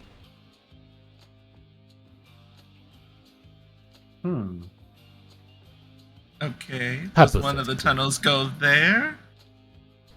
One of the tunnels goes to a place that connects there, if that's what you seek. Are you sure you want to explore this? I'm not sure you will. I'll just leave it at that. I mean, you could come with us.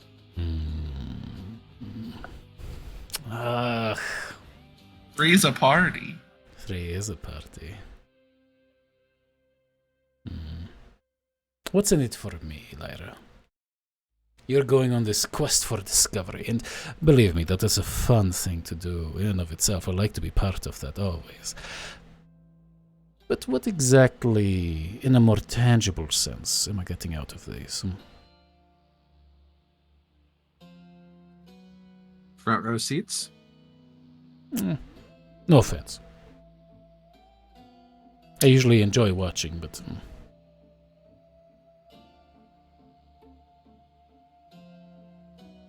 I'm at front row seats to a potential return. sure. But what else? I mean, what do you want, Pascal? A 3 big hug? Oh, you're too cute. I would like something a little bit more. I guess with me involved, it's more of a 2.5 big hug, but sure. Oh, no, Short King, Yanni. We just talked about this. Exactly. What I would like from you, Lyra, for this little jaunt into the beyond, which is something that is not as easy as you might think. I would like to have something that is in your possession as far as I know. I want to make sure that it still is. A piece related to your quest. I will use it to try to find this hypothetical of yours.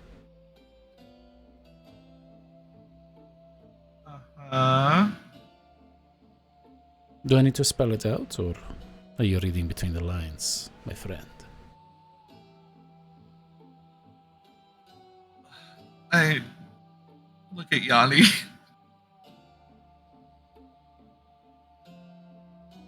That's yours. That's your call.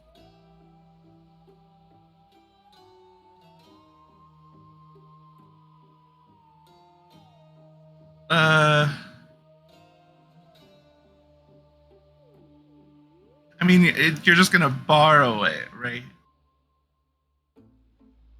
No. And his face has a smile upon it, but there's a seriousness that kind of clenches your heart just ever so slightly.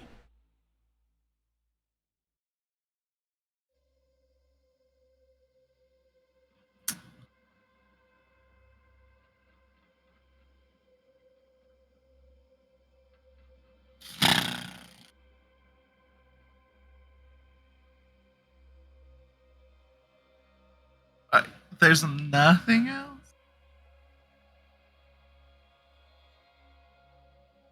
Not for what you seek.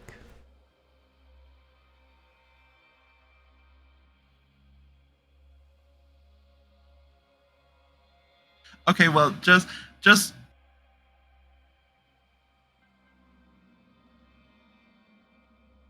so I know we're on the same page. Always. Maybe just spell it out for me. I just want to hear you say it. No, I don't mind talking you through it. My lovely Lyra. In exchange for the Horn of Balmitria, which you still hold, it seems, I will grant you passage into the Astral Sea and will use it to find what you are seeking. I will lead you there as your guide, and I promise you safe passage back. But the horn will be mine. From the Does seem a moments that little we set steep. out. I apologize, Yanni. I was interrupting you there. No, I'm sorry. I was just thinking out loud. It seems it's gonna piss some people off, is all. Yeah, that's It seems exactly a what little I was steep. thinking. Argenti's gonna be mad, which, whatever. Aesop's gonna be mad. Brissa's probably gonna be mad. Kyra's probably gonna be mad. But if we find Right, yes, if it works and we find Mitros, then it doesn't matter. if we find her, we can just ask her for the end of her other horn. Exactly. Yeah. Alright. Out of curiosity, what do you want with it? What are you gonna do with it? Just trip balls for the rest of your life? Sure.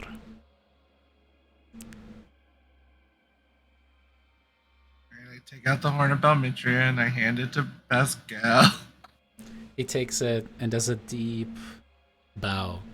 As he seems to kind of fold it into his cloak. It seems to just kind of disappear as the cloak falls flat against his body. And he holds out his hand for you, Lyra, to take. Oh, yeah.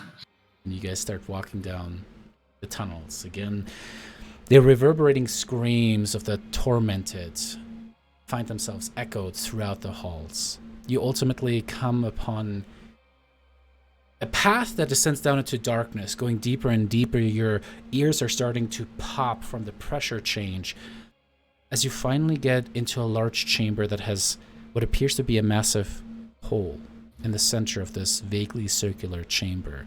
There's a pink, silvery, kind of like almost like a fairy fire of an outline on the very edge of the hole, burning inward.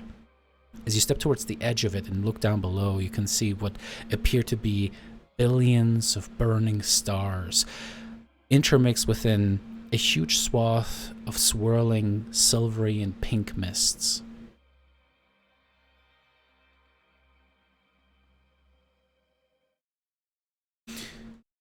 One small step for truth.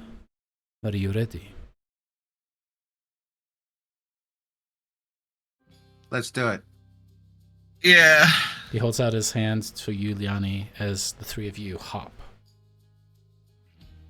and fall, and you find yourself oscillating inside of this endless swirl with what appears now just a completely incorporeal, just the gate itself above you kind of falling away like a massive portal without any kind of outside to it. It's just a hole in reality, but the reality that you're in is this endless expanse of stars and nebulas and swirls, and you start falling further.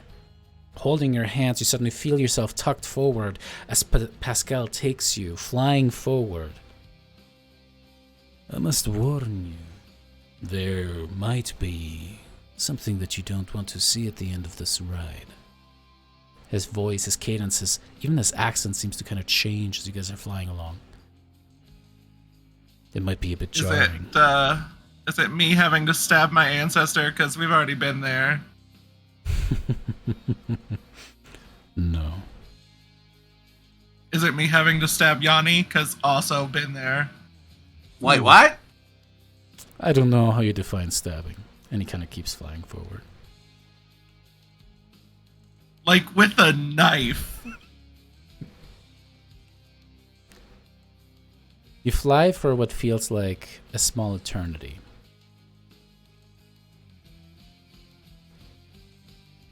As ahead of you, 100 feet, 5 miles away, it's so hard to tell with this weird scale that you guys find yourself in. You see what appears to be a massive rock, a floating piece of land, devoid of all gravity, it seems like, or at least untethered from anything else, and it seems to be what is a folded over set of hands, almost like this supermassive statue floating through the astral, completely made out of stone. But as it does, you can see that where the hands are folded over on the chest, there seems to be a crack, and that crack has just this burning golden light that cascades downward. As you kind of fly towards it, you can see that the face of the statue seems to be vaguely feminine.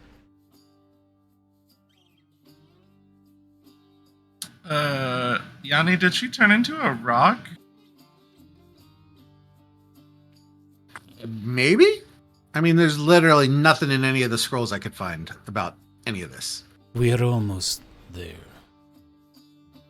He descends downward, and as you get close towards this massive rock, you suddenly feel gravity take a hold of you as you kind of drop onto the hand pieces. The fingers themselves are like massive natural stone bridges as you start to almost climb down, getting closer to this massive ravine, this crevasse in the center of the chest. You approach, and the golden light is just shining out like a massive just source of energy and power. You can feel your hair on the back of your neck kind of stand on end as you guys are starting to approach.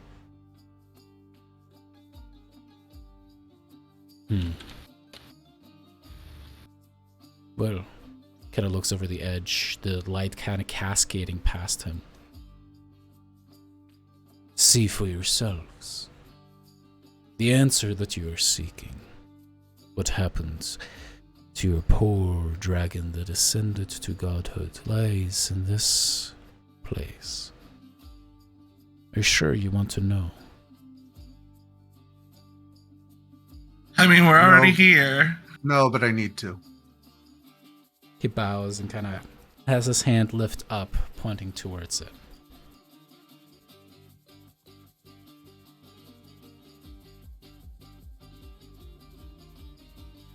All right, ladies first. I'll go over towards it. You hop down as Lyra disappears.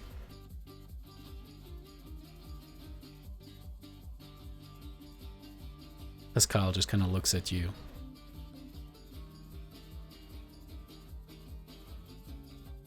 I will not follow. This is for you to experience. Okie doke. Step forward. Thanks. You're not gonna. You are gonna wait for us and take us home, right? I promised. Of course. Part of Just the making sure. exchange. You jump over Alright. the edge and float down.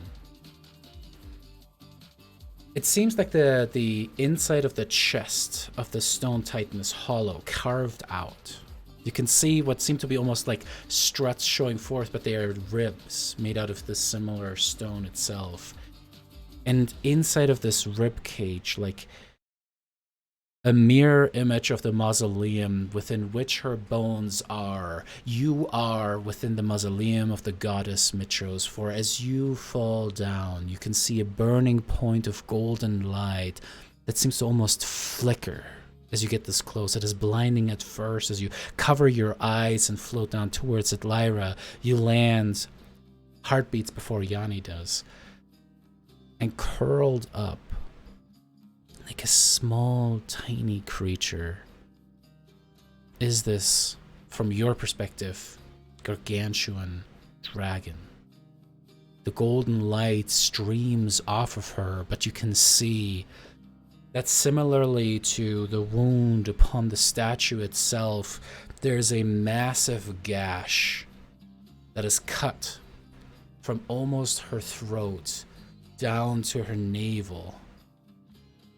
And she seems to try to heal it, but as her hands pass over her sternum, the wound just reopens. As you can see intermixed this close now is a greenish light with the gold.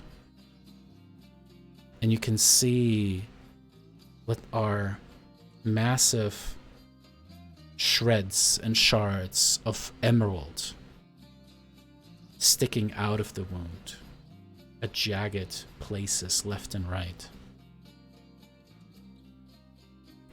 You approach and you can see this dragon turn towards you, its tired eyes looking upon you, and a weak smile spreads across its draconic face. Hello, Ira. Yanni. As the dragon speaks, blood starts to drip from her mouth and onto the stone floor.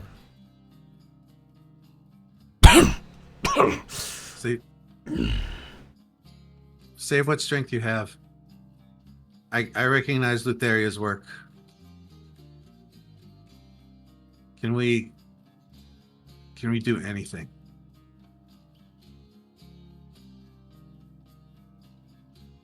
You have to succeed where I failed. I tried to give you hope, and I hope that I succeeded. You will find a way. I am God. Between a choice, Yanni. A choice to help you and die, or to try to string myself along for as long as I can until you hopefully succeed.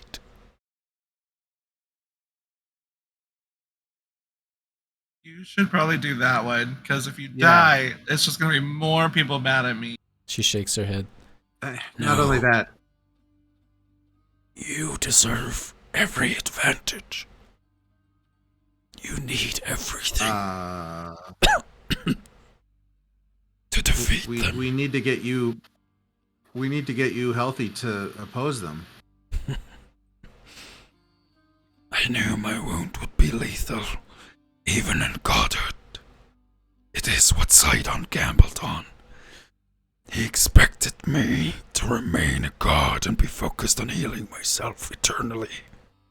He was right, but he didn't foresee that I would give my children and my mate powers as well.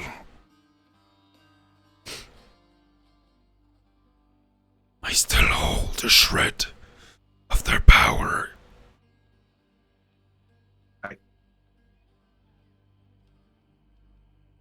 They're still not invulnerable. Yanni, Lyra, they can still be killed. You will find a way.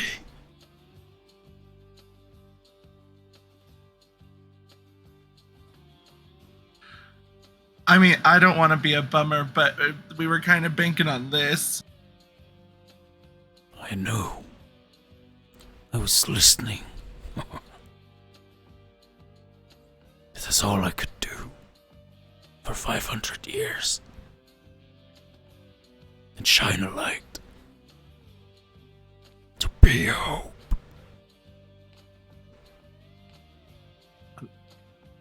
Unless we can get the others back, you're all Kira has left. Do you not want to hold on for her sake?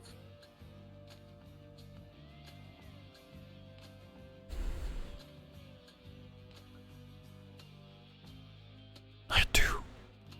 What mother would not want to meet her child again?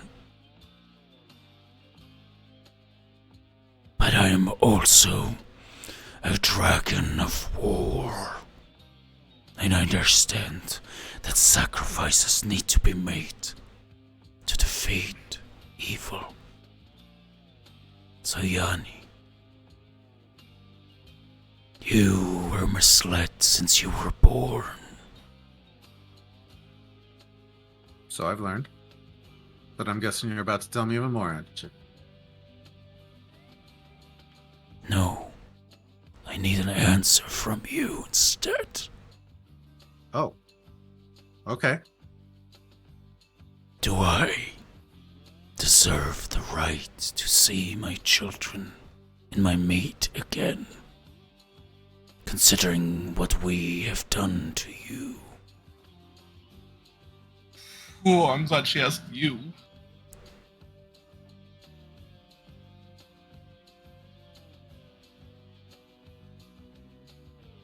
I mean, I'm sure you know, but I never knew my family. I don't know what you might deserve, but I think they deserve you. I considered Hexia my child as well. I raised her. She became good. For a while, I saw what you did. Do not feel bad. And Yanni, Really give it a choice. I'm telling you this because you need to realize that you never had a family until you met Lyra, Bersa, and Daphne, and even Estrella and Argenti. They are your family. And there's just like a massive amount of blood that just kind of like sprays out as the dragon kind of just like lays down on the side and just breathes very just heavy and moist sounding breaths.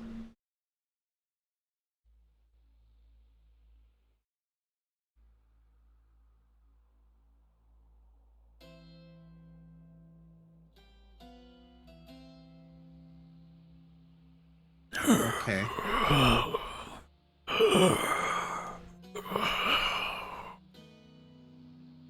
But we're not here about me and my family.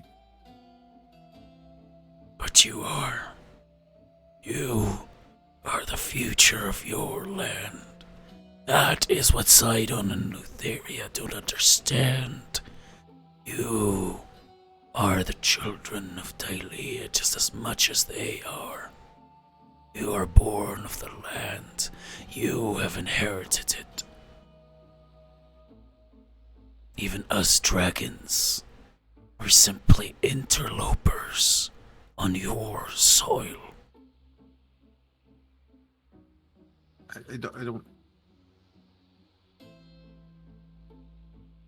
I don't know if I understand. I thought I was born human. You were, Yanni. You And come aren't- from a line of the first settlers. But you were born on Thylean soil.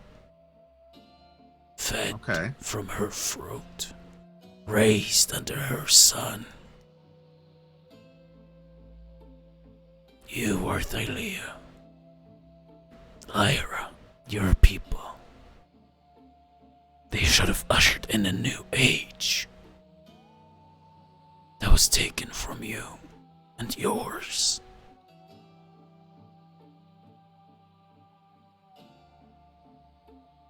Yeah, I'm working on that. I know. I've been watching. You're doing well.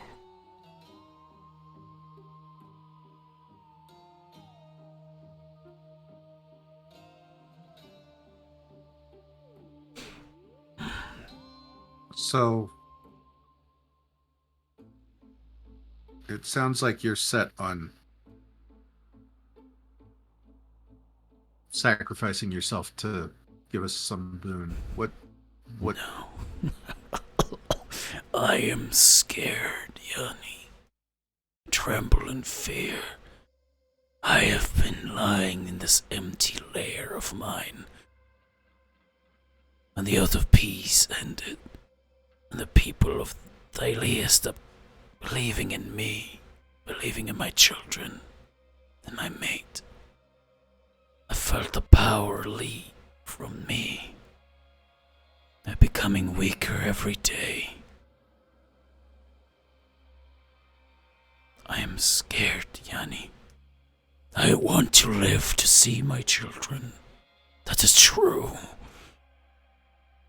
But I also want to see you succeed. So I hope that you will make the choice. Because I'm too weak, or I would have already made it.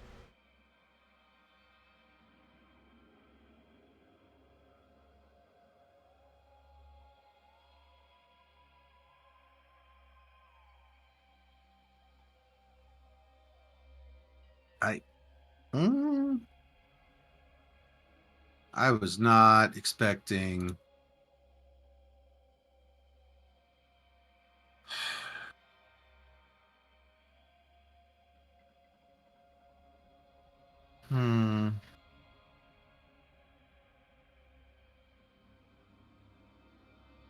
I mean, my heart tells me that you should fight as long as you can. Hold on as long as you can. So that you can see the fruits of the actions you took 500 years ago. So that you can see your family. So that you can see Lutheria and Sidon get what's coming to them. Thank you, Yanni. You're kinder than I deserve. What of you? You see the massive serpentine neck and it coil over. It's easily 60, 70 feet long as it considers you, Lyra. What of you? It's really hard to hide inside of an empty chest cavity.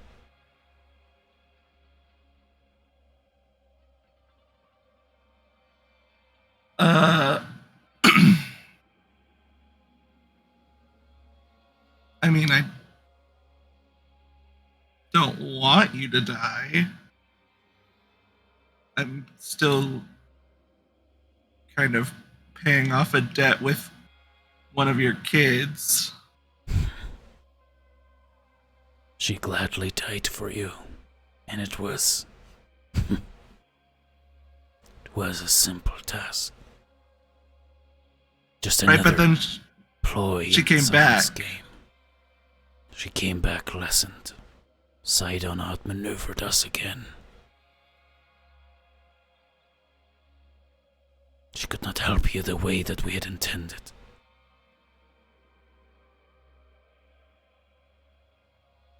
You owe us nothing, Lyra. We owe you all your world.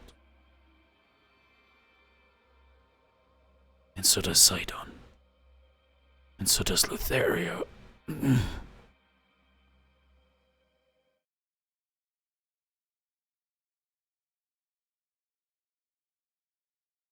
Perhaps my knowledge can aid you regardless. For one, Lutheria's weapon did not travel with her into the prison. Seek it. The Titan's spawn is holding on to it. They have it.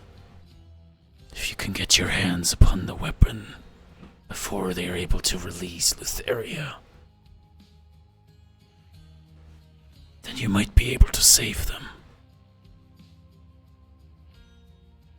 There is one that used to be part of yours. A woman that once worshipped my daughter, Xaria. She leads a cult that seeks to make Thylea new. What they don't realize is that they're simply going to anger the land's husband, Kentimane, a beast of raging terror and anger that will lay waste to everything. Stop her. Prevent her from destroying the world. Estrella will be a beacon in the dark. Trust her, even when she doesn't trust herself.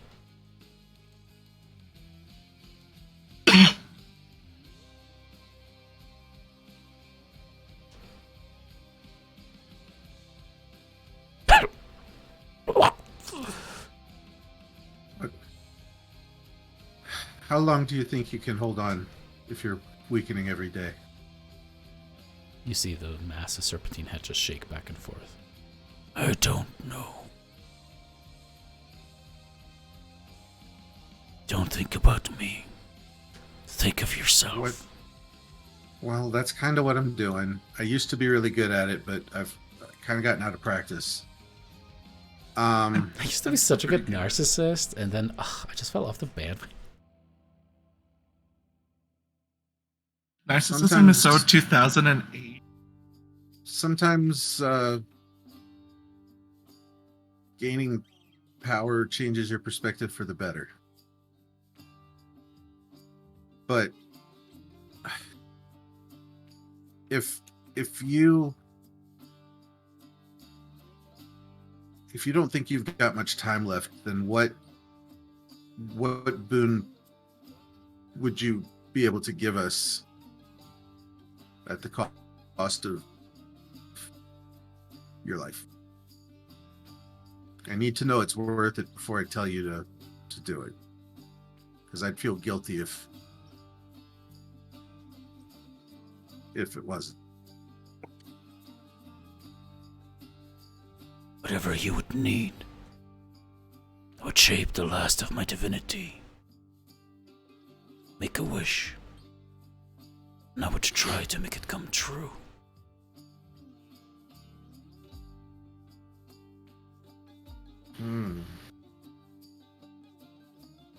Know that it cannot affect anything upon Thylea. But you I can shape, change.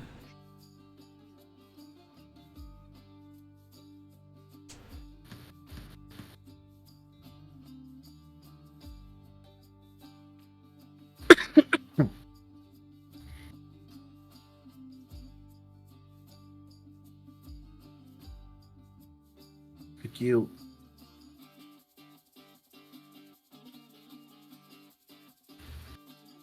What, I don't know, Lyra, what do you think? What, like, it's kind of an overwhelming choice.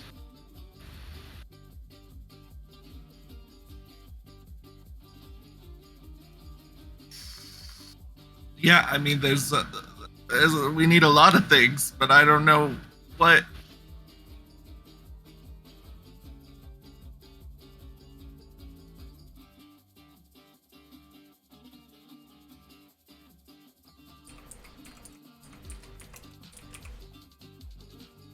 Part of me wants to wish to become a dragon just to see Alex's jaw hit his chest. I also immediately was like, what if she turns us into dragons?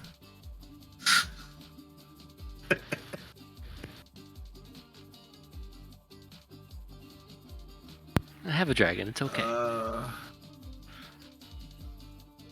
Lyra, as this is happening, you